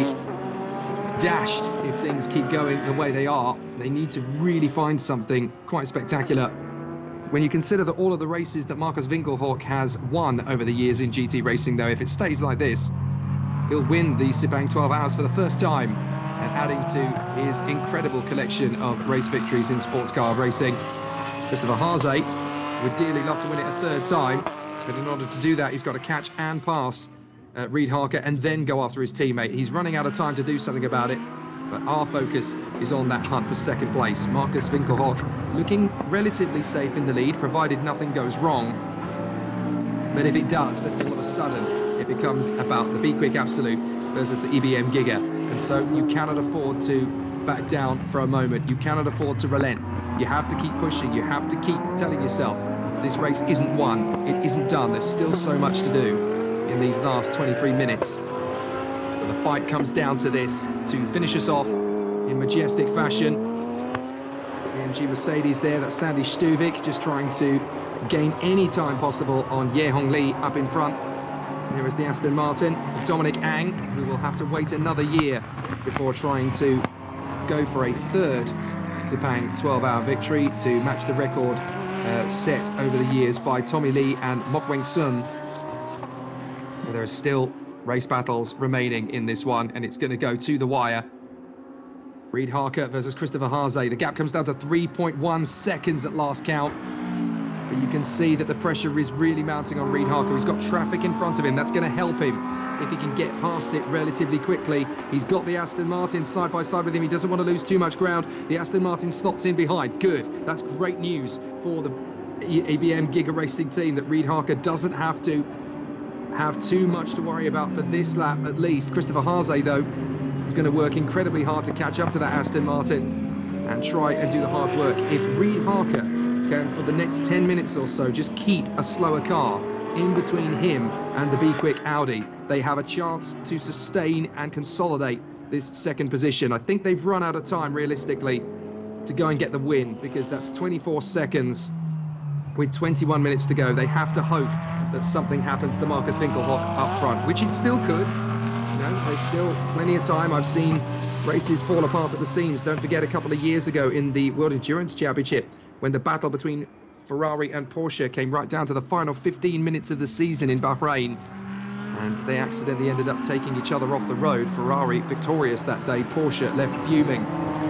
This is going to come right to the wire. Look at that, 2.3 seconds now, the gap, as Christopher Haase has now got to deal with the Aston Martin up front, and that's going to hold him up for about half a lap. But the main objective now for Reid Harker is that he's got to try and get past the Ferrari up the road in front of him.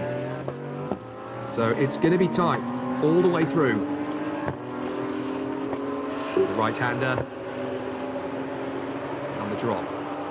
Reid Harker cannot afford to let a single mistake creep in. It's been a long 8 hours. You've got to keep it going. Christopher Haase, the man tasked with bringing this car home to the flag after the great work of Hankook and Peter Cox. But the Be Quick Absolute is charging. They are catching the EBM Giga Racing car, but if there's enough traffic that the Porsche doesn't have to worry too much about Christopher Haase, they can still get this second place. And it will go right to the wire. There is Chris Haase pushing very hard on Reid Harker. He's got past the Aston Martin in good speed. This is now all about Reid Harker catching the car up the road in front and passing. And that is the Harmony Racing Ferrari of Alexandre Imperatori, who is going pretty quickly, actually. Imperatori is doing 2-minute 10s, so about half a second slower than Reid Harker is currently going, and about 0.8 of a second slower than Christopher Haase is currently going. So they need to make good use of the space here at EBM Giga. This is the chance to go after the Ferrari. Get past that Ferrari in the next 3 minutes, and second place might just be guaranteed. You just got to keep enough distance between yourself and the third place car, which gets the gap down to 2 seconds.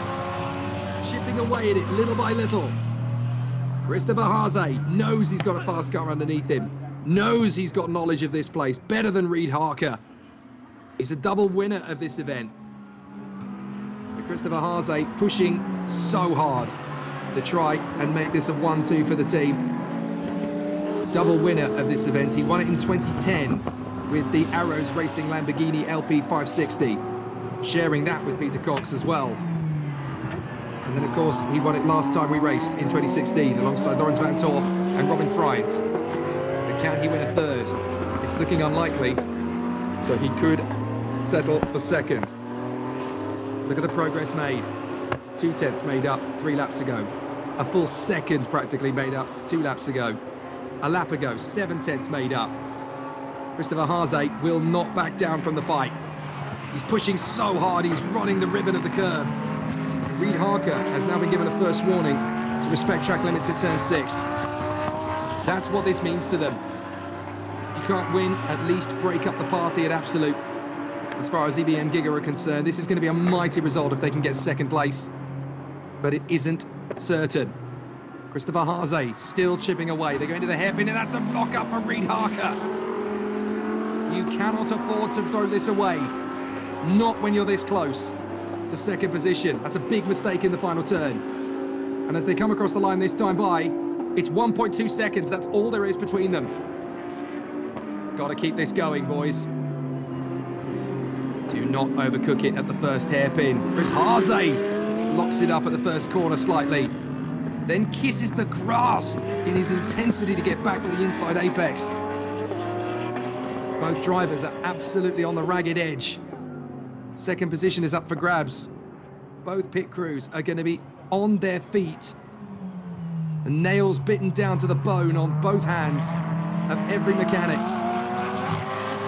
Desperately trying to close up on the man in second place. 23 seconds up the road is a fairly safe Marcus Winkelhock in the Absolute Audi. Who would have thought it would come down to this? An absolute nail-biter. 16.5 minutes to go. Not a single full course yellow, not a single safety car. The race has just been allowed to run in its natural state. And what a finish it's going to be. You couldn't have asked for a more perfect running of a race. Yes, we had a 2-hour delay to repair barriers, but ever since then, it has been almost the perfect motor race. Reid Harker throwing 7 bells at the cars in front, trying to close them down. Christopher Haase, look at how quickly he's eating up the road. And Reid Harker has got to get past this Ferrari quickly, but the Ferrari gets out of the way of 1, 2 cars. This is not what Reid Harker needed. He would have hoped that he could get past at a position where the Audi could get held up for a bit. But Alexandre Imperatori is a sportsman. He doesn't want to ruin this battle. He wants to let it flow. So now it comes down to the slipstream, and Chris Haase is going to be in the slipstream for the back straight. He won't make the move into the hairpin. He'll make it into turn one. And this is going to be about being brave. Into the braking zone for Reid Harker. Christopher Haase has already done the hard work. He's caught up to the Porsche. Now he's going to be in the slipstream as they come down the straight. 15.5 minutes to go, but I don't think Chris Haase is going to need all of it. His first big attempt is going to be into turn one this time by. He's in the slipstream. Where will Reid Harker place the car? He's not close enough yet, but he almost gets close enough in the braking zone. Reid Harker catches him out there. Chris Haase has to roll off the brake. Coax the car back in. The overtaking move is gone on this occasion, but 15 minutes remain. Christopher Haase is not one to rush these things, but how hard a task is Reid Harker going to make this? No second chances. This is going to be defend or surrender. Reid Harker over the curbs on the exit of 4. Through the long flowing left-hander. Chris Haase can just be patient, can just wait, can just eat up the road. Keep it tidy, keep it tidy. Don't over-exert the car. Look after the tyres. This is going to be a really interesting situation. As still, the contenders will run through. But Reid Harker just hanging on to this by a thread. 0.4 of a second when they came across the line last time by. It's going to be about that now.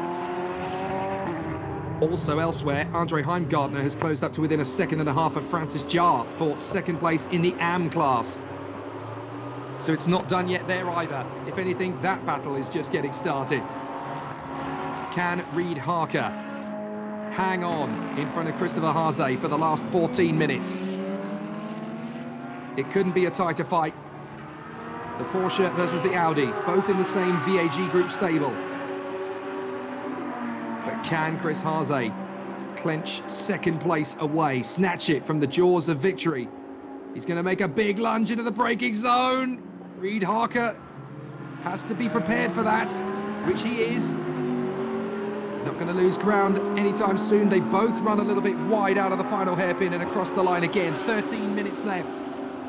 Christopher Haase is going to be in the slipstream. Reid Harker is going to need to defend. Doesn't have to just yet. But you know that one of these guys is going to make a big error. And Chris Haase is the first one to drift out a little wide. Catches the grass on the inside curve again. Both drivers absolutely nailing these curves on the apexes. Bringing this race to a crescendo right at the end. An incredible race. I'm just praying it goes the distance without a single yellow flag, without a single code 60, without a single safety car. In which case, this race really would have given us everything we wanted and nothing we were fearing. Through the left, through the right. 209 laps will be completed at the end of this one.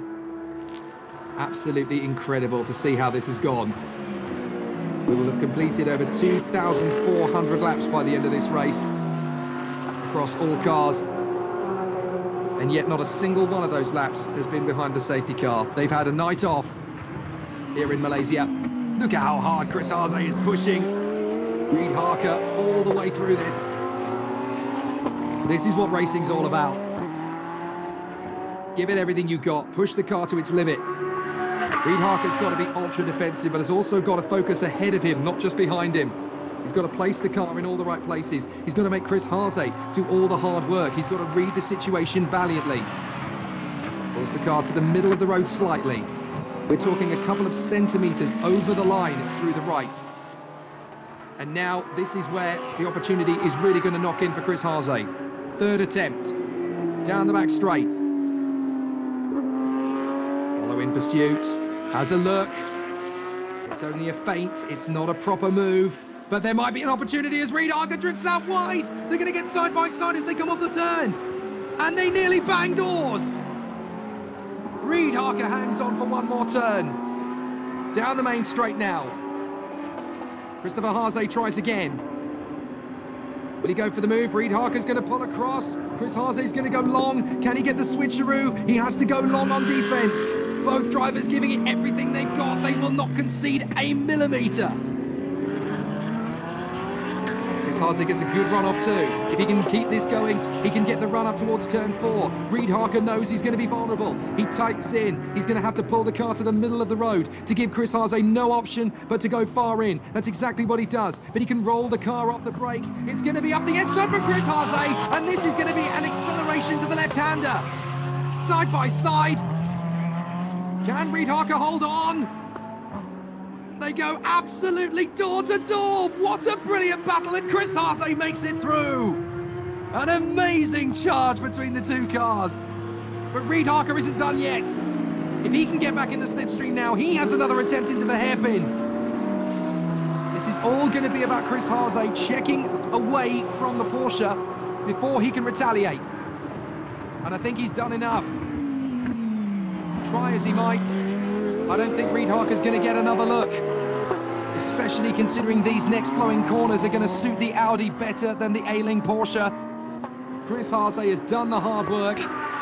He intimidated, he made it stick, he looked for every gap and opportunity, and on the switcheroo, he held it round the left-hander and has been able to take second position away from Reid Harker. That's how good Christopher Haase is. And the Absolute Racing crew are about to write a PR fairy tale. A 1-2 is now the likely outcome. Markus Winkelhock has just gone into his 211th lap. There's not really a lot that Christopher Haase can do to throw this away now. Reid Harker will throw everything at it, but you watch, Harker has worked the tyres so hard trying to defend and trying to get away that over the course of the next 3 laps that Porsche will slowly fade. Reid Harker is 9/10 of a second back now from the Audi. He needed to get through at the hairpin after the pair of rights. Here's the move again, watch this. Side by side, millimetres apart. I think they actually leant on each other through the left apex. Chris Haase just gets a little blip of the throttle, enough to move the car in front. Job done. Magic. GT racing at night. 2 racers absolutely leaning on each other through the left-hander in the chicane at over 100 miles an hour. That's motorsport at its best. Excellent work from Christopher Haase to bring the Be Quick Absolute car back into the fray in second position. They've had their difficulties, the Absolute Audi team. They have not had this easy at all. Meanwhile, we need to be looking at the Modena and AMAC Porsches in the AM class, because they're only 3/10 of a second apart now, those 2 cars. So we could really do with looking at them as they come across the start-finish line now, because they're going to be the next battle on track. Chris Haase has won this fight as far as he's concerned. It looks like Andre Heimgartner's already got through. I think Heimgartner's already got through into second place. Indeed he has. The AMAC Porsche has got into second position. The Kiwi has already dealt with Francis Jarre. I really hope we can pick up a replay of that manoeuvre if it's been picked up by the camera crew, because we'll get to see hopefully where Andre Heimgartner made the move. But we're going to watch Markus Winkelhock go into lap 213. 7 minutes remain in the Sepang 12 hours, and that's only by my math 4 laps remaining. An excellent job as Andrew Haryanto, Yu Kwai and Markus Winkelhock are all about to win the Sepang 12 hours for the first time. But the gap has come down to 19.7 all of a sudden. They've lost a second and a half on that last lap. If they do that for the next 4 laps, which I think is all we're going to have time for, they will still hold on to the win. But it's just a little quiet headache for Markus Winkelhock and the Absolute Audi crew. Markus Winkelhock pushing very hard there into turn 4 and getting it slightly crossed up. I wonder if the team have told him, by the way, Chris Haase's got it a second. Gun it.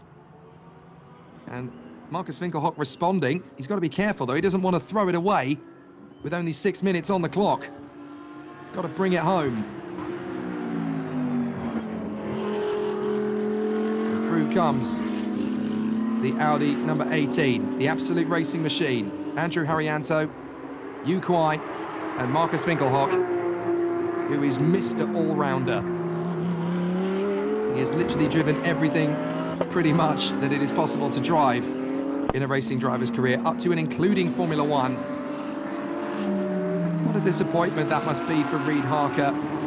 Sick to his stomach, I'm sure he'll be. The EBM Giga Racing team so close to the win, so close to second. It's all going to fade away at the end, but spare a thought for the man in that car earlier on in the day. In third position, the brilliant new talent of Nazim Azman, the Malaysian who did a fantastic job in his single-seater days in Euro Formula Open, in Spanish and Italian F4, in BRDC F3, and last year for Hi-Tech in the FIA Formula 3 Championship on the Formula 1 weekend. And here he is, battling away for a podium in Sepang.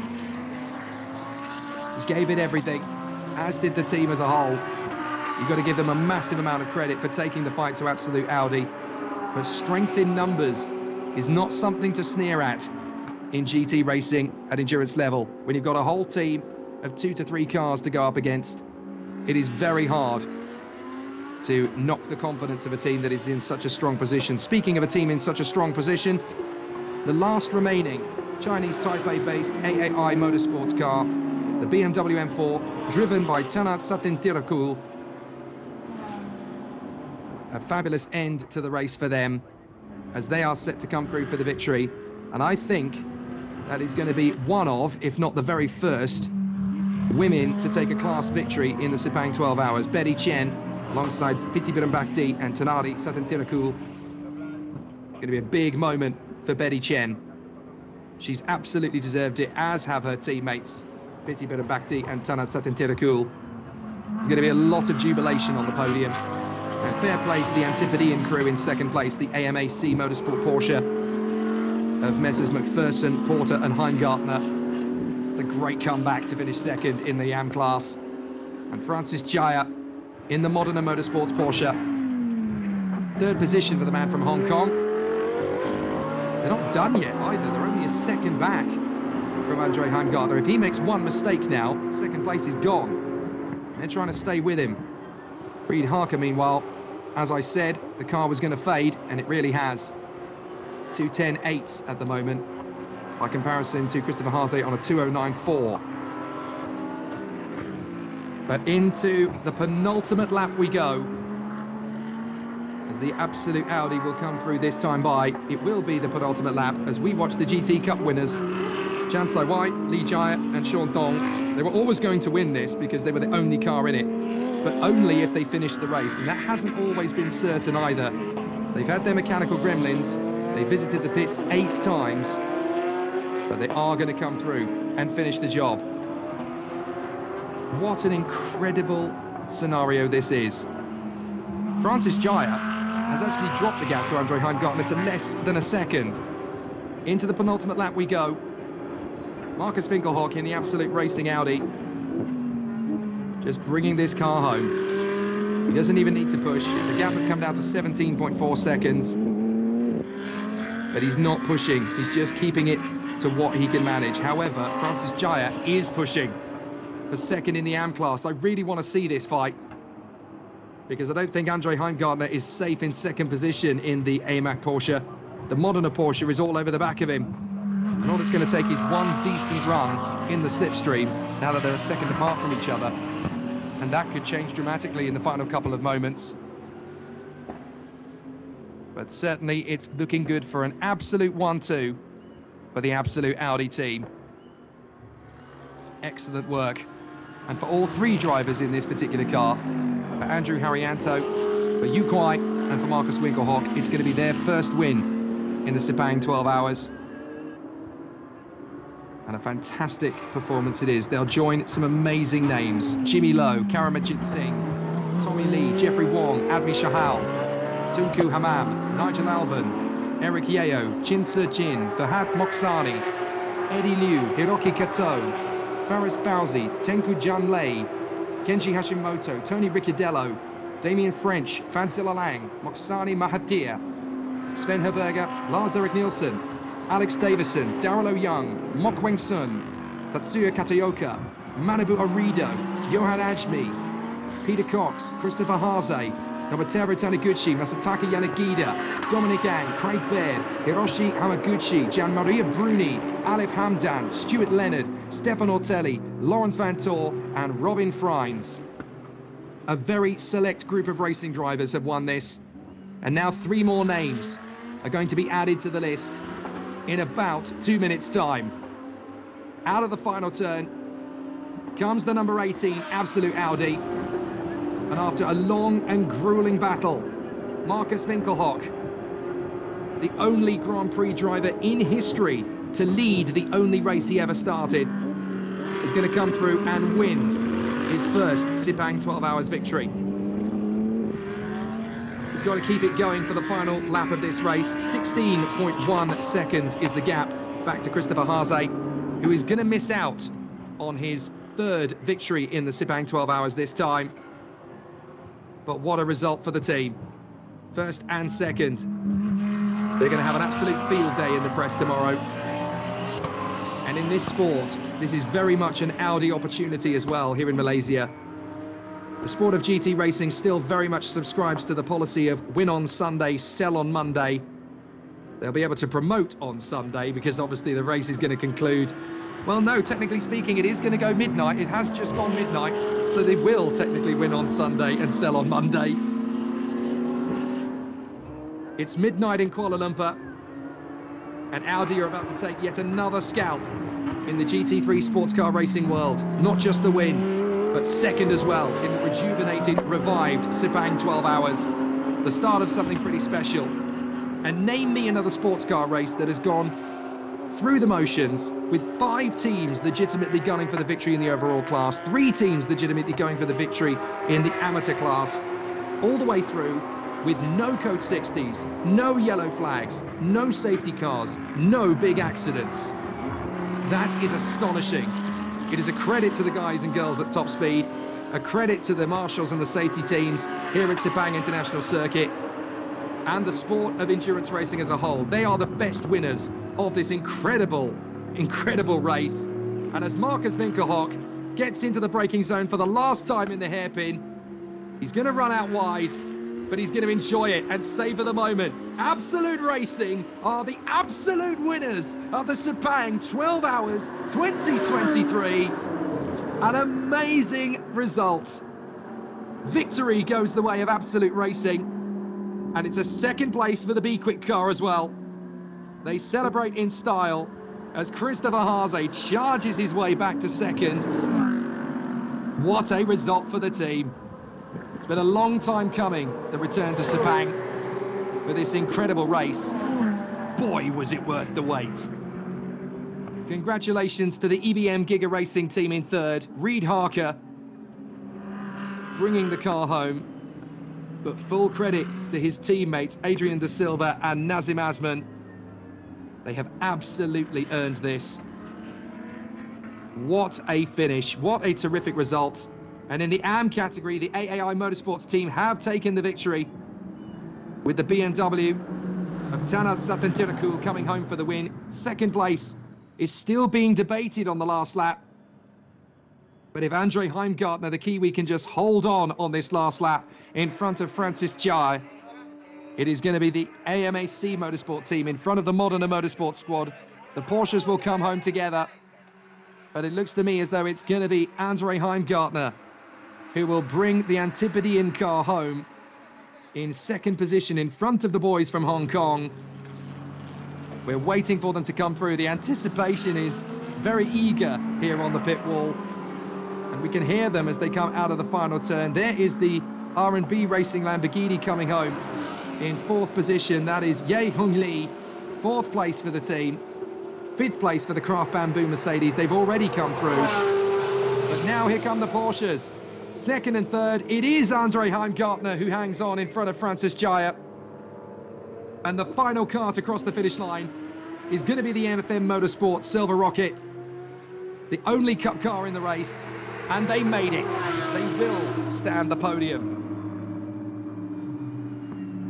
What a race. An incredible display. Not a single safety car. Not a single code 60, not a single yellow flag, not a single bent axle, not a single wrecked motor car. 2,475 laps by all participants, 77 pit stops, not a single caution. That is great racing. You couldn't script it. It has to happen. And that is just about the best darn organic sports car race you're ever going to get to see. It wasn't delayed, it wasn't sullied by safety cars or silly driving. Everyone was on their A game. I barely saw a driver put a wheel wrong for the entirety of the 8 hours of racing. You can rarely say that. What a resounding success. And to cap it all, a fight that came down to the wire as well, in both categories. That's exactly what we wanted, exactly what we hoped for. It's very hard to call a race like that the perfect GT sports car race, but it's darn close. The Absolute Racing team savor the moment, first and second. Welcome to the podium, EBM Giga Racing. A great race. Boy, were we spoiled. An epic race, an epic job. And Marcus Winkelhock, Andrew Haryanto, and Yu Kwai become the latest winners of the Sepang 12 hours. A lot of hard work has got into that. And it was a tough old race as the two drivers embrace. Christopher Haase just misses out on Sepang 12 hours win number 3. But he'll be back in 2024, I'm sure. Absolute Audi can go bananas. That's the headline shot. That'll be in Daily Sports Car tomorrow. They've done it again. Audi Sport have conquered yet another fabulous sports car classic. But it's very rare to come through with a clean sheet. 215 laps completed in 8 hours. Absolutely the maximum that could have been achieved. That's a great effort from everybody in the teams, from everybody in the organisational crew, from the sport in general. As much as we love the excitement and the tension and the nervousness of a safety car period here, there and everywhere, it's genuinely nice to see a race not need one. Nazim Azman, Reid Harker and Adrian De Silva can enjoy a podium hardly fought. Definitely platinum. There might be a bit of frustration for Reid Harker, but it's jubilation and relief. And for Nazim Azman and Adrian De Silva, they get to go to the podium after an epic, epic fight. They took the fight right to the wire, and they were only 22.2 seconds off the victory. Not a bad return for the efforts. What a race. Especially when you consider you're going up against the likes of Marcus Winkelhock and Christopher Haase, legends of GT racing over the last 20 years. They've won it all. They've won everything there is to win, pretty much. And yet the boys from EBM Giga were just 22 seconds away from beating them after 8 hours. That's pretty special. They'll look back over that with an immense amount of pride and achievement. So it's going to be a fabulous podium ceremony. We'll stick around for it so that they can soak in the moment. A terrific performance and a great display. The teams are down there to savour it all. Aline Wang is down there to speak to our winning teams, our winning drivers. It's going to be a lovely moment to savour for the crew. Here is the provisional result for the Sepang 12 hours. It's a 1-2 for the Absolute Racing crew. Andrew Haryanto, Yu Kwai and Marcus Winkelhock take the win. And Kicks, Peter Cox and Christopher Haase take the second. Nazim Azman, Reid Harker and Adrian De Silva get third for EBM Giga. Ye Hong Lee, Alec Yazid and Bao Jinlong come home fourth for R&B. And Jeffrey Lee, Liang Jitong and Sandy Stuvik in the Craft Bamboo, just a lap away from the top spot. The Harmony Ferrari come home 6th. The Viper Niza Aston come home 7th. Sadly, the AAI BMW of Krohn, Klingman and Chen did not finish. In the AM class, it is Betty Chen, Tanat Satyan Terakul and Pitti Birambakti for AAI BMW that take the win. McPherson, Porter and Heimgartner in second. and Shenjia and Kaya in third position. A non-finish, sadly, for the other of the AAI Motorsport cars. And Chan Sai-wai and Lee Jaya, along with Sean Tong, brought the car home for the victory after completing 197 laps. So close to the 200. But what a performance from all. No silly crashes, no silly shenanigans out on the course, just pure racing. After midnight, the boys and girls of the Sepang 12 Hours have let it all hang out. And what a great race it was. JJ Cale would have been very impressed. Some great battles in the last hour. Obviously, it was always going to be about whether the Absolute Racing team could hang on to it. The leaders didn't have it all their own way. They really had to work through the traffic and through their own shortcomings. It was not easy to navigate and negotiate their way through. But again, great sportsmanship and great reactions from the back markers to not difficulties for the leaders. But the gap came down all the time until Marcus Winkelhoff was just 16 seconds ahead of their closest rivals. But the final hour, very quick after Christopher Haase having to work so hard to close up on the Kiwi Reid Harker, and then knowing that he was always going to find it incredibly tough to get past him. Reid Harker certainly made him work for it, certainly gave him no reason to suspect he was going to have it easy. And despite going through the traffic pretty quickly, the battle really raged, and it was one of the most iconic images that GT racing can ever give you. Side by side, at night in Sepang, Reid Harker and Christopher Haase almost spent half a lap side by side. But the big moment was the one that's going to stand in the memory. And if there was a photographer down there, this is going on both drivers' walls. Haase and Harker on the lock stops at the limit at the Genting curve. That's what racing's all about. They kept it clean, they gave each other room, and they both get to take trophies on the podium. And it's an Absolute Racing 1-2 in fantastic fashion. Marcus Winkelhock, Yu Kuai, and Anthony Haryanto will be the men who stand on the top spot here in Sepang. We had to wait 7 years for the 12 Hours to come back. We loved doing so, and so did motorsport. It may be after midnight, it may be late, but sports car racing has absolutely won the day here in Malaysia. And everybody is going to say the same thing: quality over quantity. That is the headline of the Sepang 12 Hours 2023. Victories in the AM category for AAI Motorsports and in the Cup for FM Motorsport Silver Rocket. But what a race. That's the real thing to take away from this. The race couldn't have been any better than it was. We had everything that we wanted and nothing that could have ruined it. Sepang 12 Hours ends in an Absolute Racing 1-2 for the Audis and the EBM Giga Porsche in third. But boy, did we have a lot of laughs along the way. Truly great sports car racing and a truly great battle that went down to the wire. Never give up, never say die, never give anything less than your best, because you never know how it's going to end. That's the moral of the Sepang 12 Hours 2023.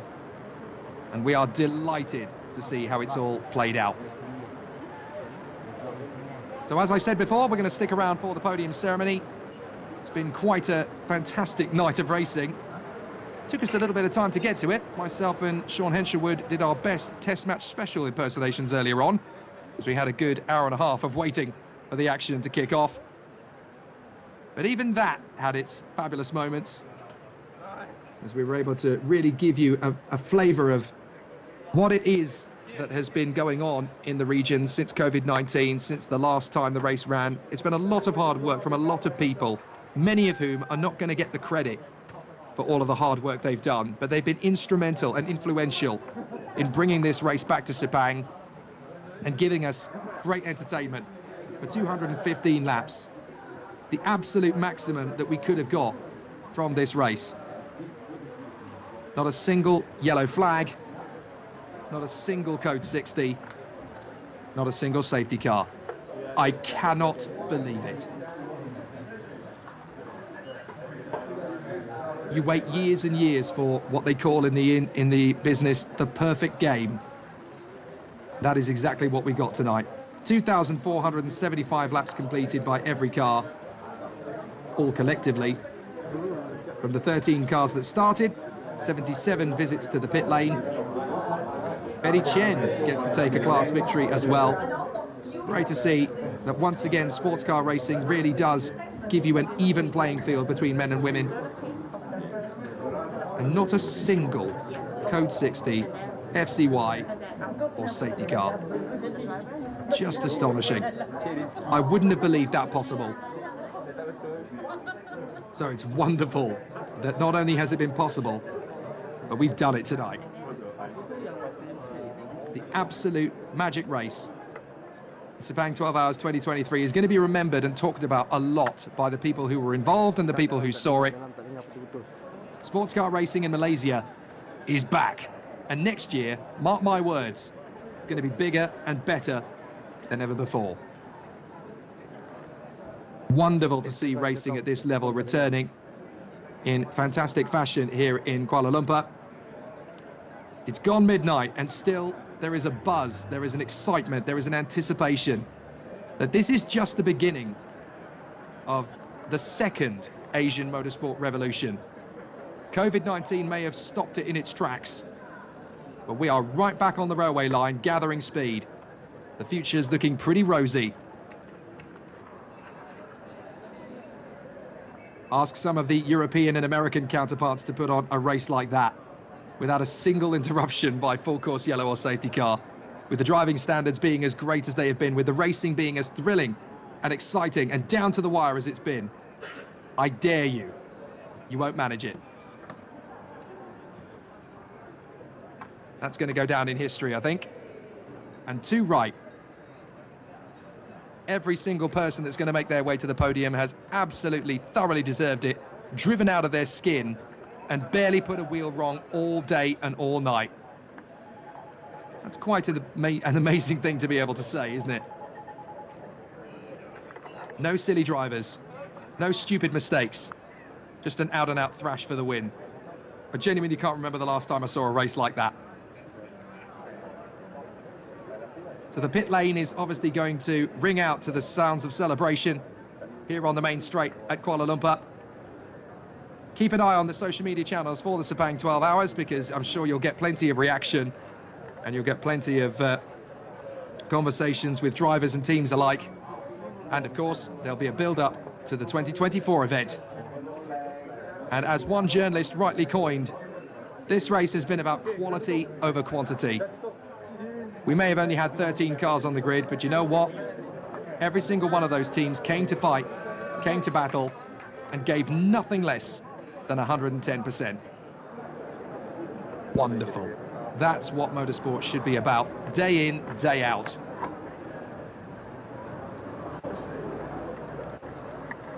So we're going to move on to the podium ceremony. We'll stick around for that. Thank you very much indeed to all of you for watching, especially those of you who have been with us since the kickoff. It's been an absolutely fabulous race battle. I'm sure you've all enjoyed it as much as we have. Chris Miller says, God bless, awesome race. Too right. Doesn't matter who you were cheering for in this one. It was absolutely sensational. Derek Moe pointing out he was at Sepang Circuit during sunset, and as night came down, the M4 GD3 sounded great down the pit lane. Yes, it did. They all did. And this is a sound that many people watching here today may not have been familiar with. I'm hoping there's a brilliant new generation of drivers and race fans that have come and seen this race. And it's hopefully the start of something quite special.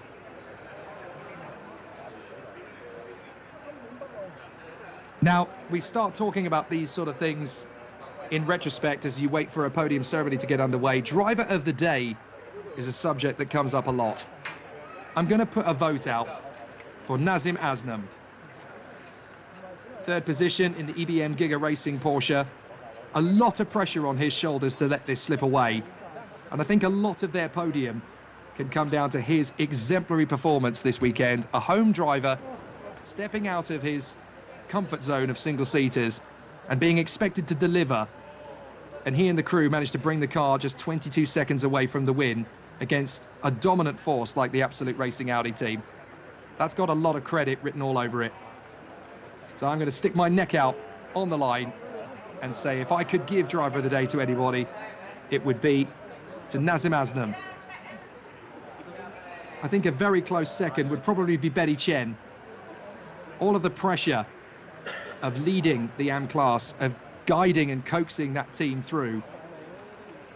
And she held her nerve to prove yet again, as so many women are proving over these last 4 or 5 seasons, that women are just as good at driving racing cars as men. In some cases, particularly for Betty Chen, they're better. And it's a wonderful result. All round, actually, in both categories. I think the right teams won, but the right teams got to the podium as well. It's a great duel, a great battle throughout. And wonderful to see that the AM category really did go down to the wire for second. Andre Heimgartner was only a second ahead of Francis Jaya at the finish line. So the Porsches really did push themselves to the absolute limit. So we're going to get to see the podium ceremony. Obviously, there's 3 classes to come onto the podium, so there's a lot to do. But it's going to be great to welcome everybody onto the rostrum, and it will be a wonderful start to the celebrations here in Sepang, which will probably go on well into tomorrow for the winning crews. And then, as motor racing always does, it will sleep briefly, and then the plans will rock on for 2024. The teams that saw this and went, I want a piece of that, they'll already be putting their entry together. They'll already be ringing drivers. We need the best of the best to win in the Sepang 12 hours. Can you join us? It's going to be a great race next year. And I thoroughly and eagerly anticipate double the cars on the grid and the full length of 12 hours completed.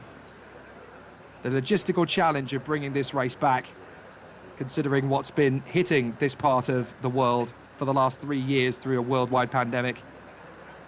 There have been so many obstacles to leap through, so many hurdles to jump over, so much red tape, so much bureaucracy, so many difficulties to make a race like this happen. People have no idea how hard it is, particularly with it being GT endurance racing.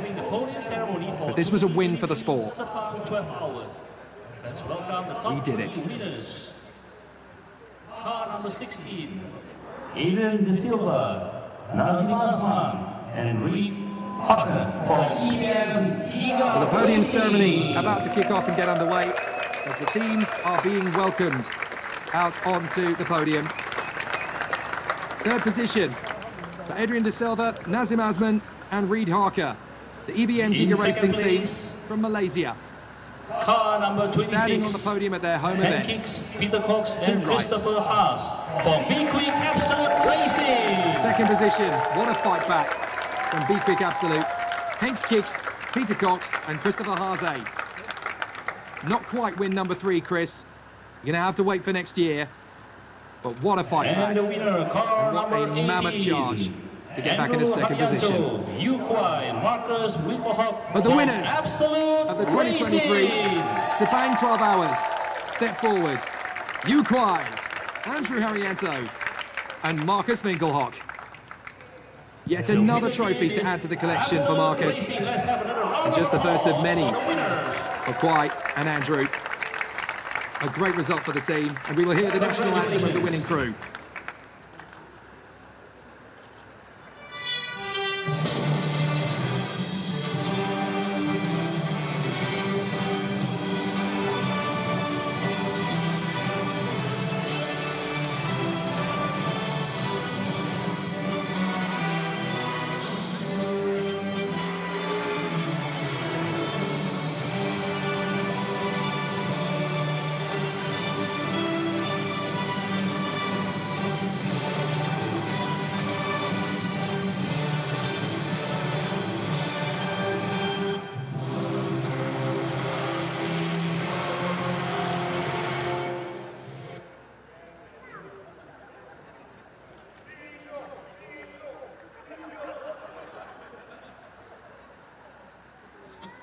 my honor to invite Hankook John, the Managing Director of Hankook Motorsport, to present The national anthem of Hong Kong winners. rings out over the Sepang 12 Hours podium.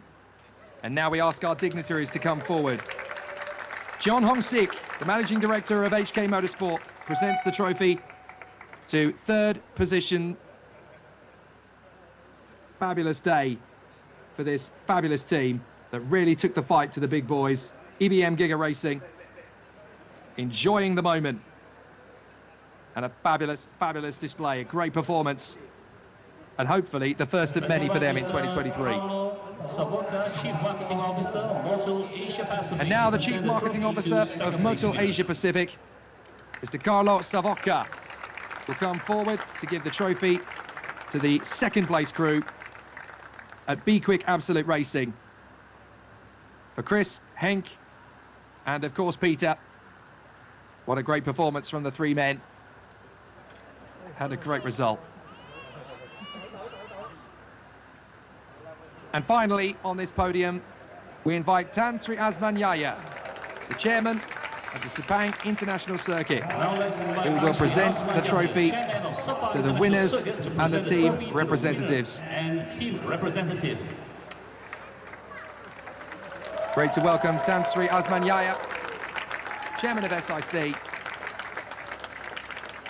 and a very fitting end to the weekend to present the winning trophy to the winning crew and their winning team manager. To Andrew, to Kwai, and to Marcus, the kings of Sepang. A brilliant result, a fabulous end to a terrific weekend, and the Sepang 12 Hours really gave us so many thrills. It was wonderful to see how it played out. And there is your confirmation.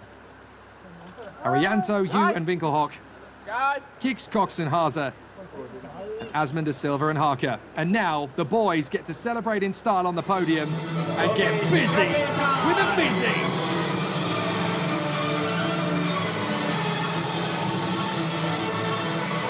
What a way to bow out here at Sepang. The party will begin long into the night here at Sepang. We'll stick around for the podium ceremony for the GT3 AM and the GT Cup as well. They deserve just as much credit as the overall winners. Fabulous, fabulous work.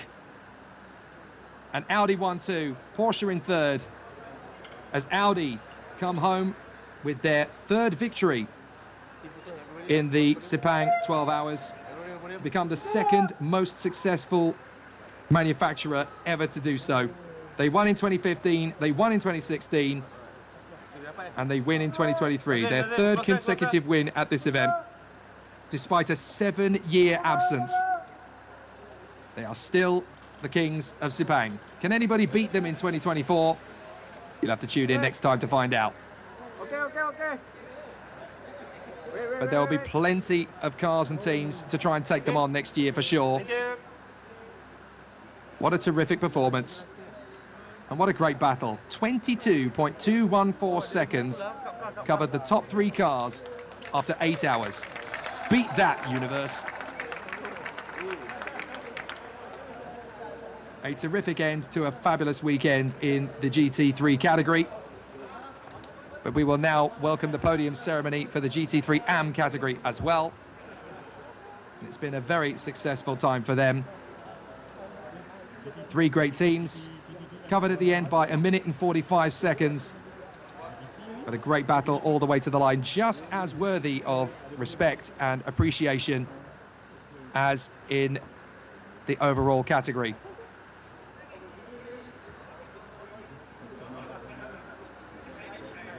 So once again, the podium ceremony will ring out over this fabulous circuit at Sepang. And 3 more crews will make their way forward. The 3 crews that gave us so much entertainment. And after 8 hours, again, they all finished on the same lap. That is absolutely astonishing. Now let's welcome the top 3 winners of GT3. Terrific AM racing, class. fantastic battles all the way through. Car number 2, And now we get to soak up the moment with those 3 crews as well. Christian Chia, representing Modena Motorsports. Third position, John Shen, Christian Kaya and Francis Jaya. The Modena Porsche. A brilliant battle for the crew from Hong Kong. They led in the early stages, they had their chance to win, but they gave as good as they got all the way to the finish line. In second place, car number 51. Andrew Here come McPherson, the William Antipodeans. Porter and Andrew Andre Heimgartner, representing Ben AMAC Porter Motorsports. and Andrew McPherson, bringing it right the way through to the end. McPherson, Porter and Heimgartner, second position in the Sepang 12 hours. He's going for the champagne early by the look of it. And the winner from What car a fabulous number result 91, as we Yu welcome Chen, to the PT podium Rongkadi, the team from Chinese Taipei. representing AI Tanat Satin Trakal, Motorsports. Piti Barambakti and Chen Yinyu. Fabulous result as Betty Chen will take her way to the top step of the podium. And we will hear a national anthem you don't hear too much in the international world of motorsport. Chinese Taipei will ring out over the podium here in Sepang.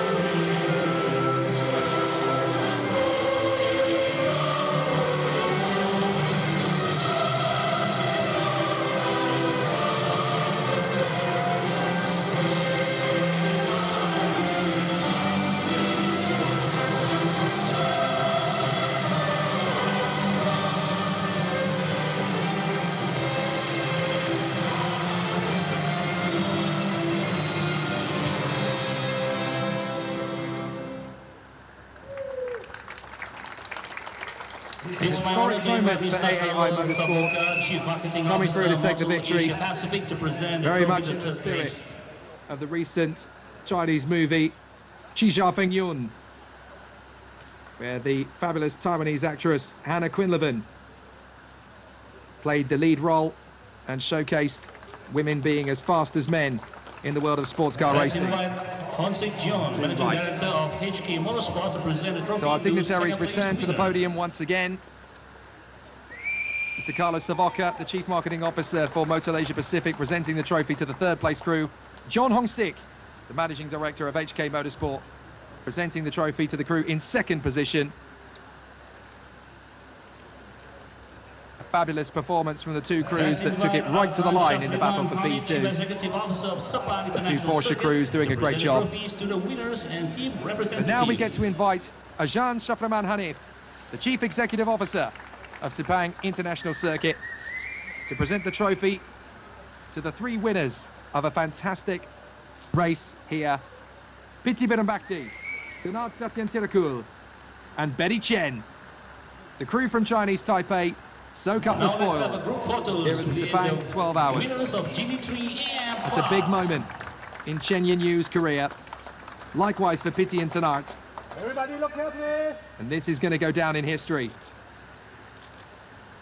BMW triumphs in the AM category in front of the two Porsche crews. And they get to savour this in style, Sepang style. Let the party begin on the podium in the AM category as the teams celebrate the spoils of victory. A great performance, a great result. And I'm sure they'll all be back in 2024 to do it all over again. A great end to a fabulous fight.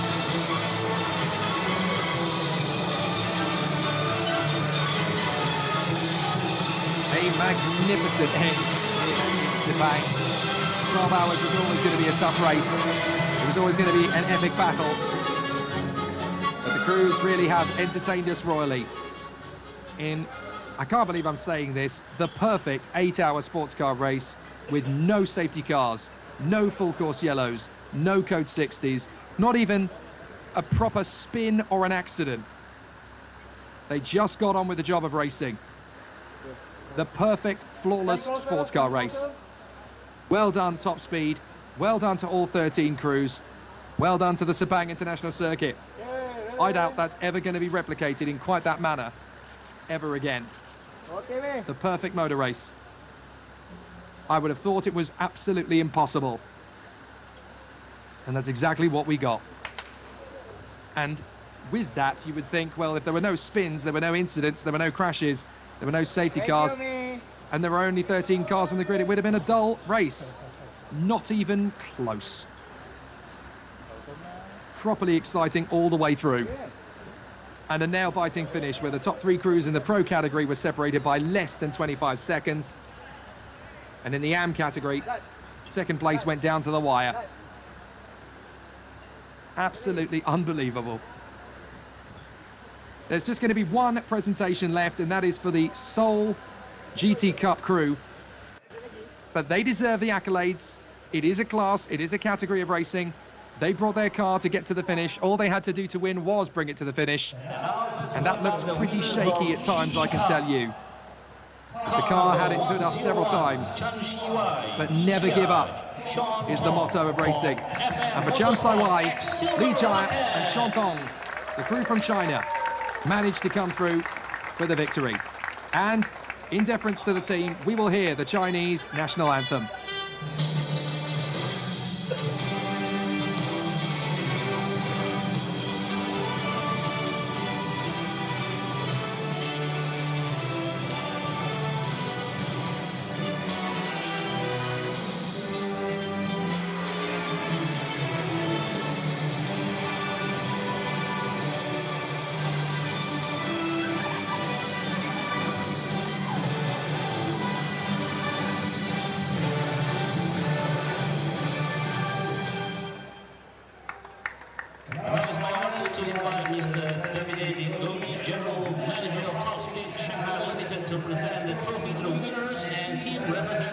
And so to finish us off, Mr. Davide Gobi, the General Manager of Top Speed Shanghai Limited, will present the trophies to our winning crew in the GT Cup class. What a fantastic end to a brilliant day of racing here in the Sepang 12 hours. The motorsport fans of Malaysia have waited 7 years for this race to return. Who would have thought that not only would we have such a competitive, such an exciting, such a spellbinding battle, despite the low numbers, quality over quantity reigned supreme here, and we had a fabulous day at the races. A third victory for Audi, a class win for BMW, a lady winner in the AM category as well, and a nail-biting finish between the 3 crews in the Pro category that gave us 3 cars across the line in the space of 25 seconds. The Sepang 12 Hours 2023 has been a resounding success. They fought back from the tyranny and the trials of COVID-19. Motorsport in Malaysia is back, it's big, and it's brash. Next year is going to be better still, and we can't wait for it. My congratulations to all of the winning crews. A massive thank you to CTVS, who have been fantastic at providing the coverage as always. To my co-commentator and partner in crime here, Sean Henshelwood, and for myself, Jake Sanson, we hope you've enjoyed the coverage of the Sepang 12 Hours 2023. Can we do it all again next year, please? I hope so. Bye for now.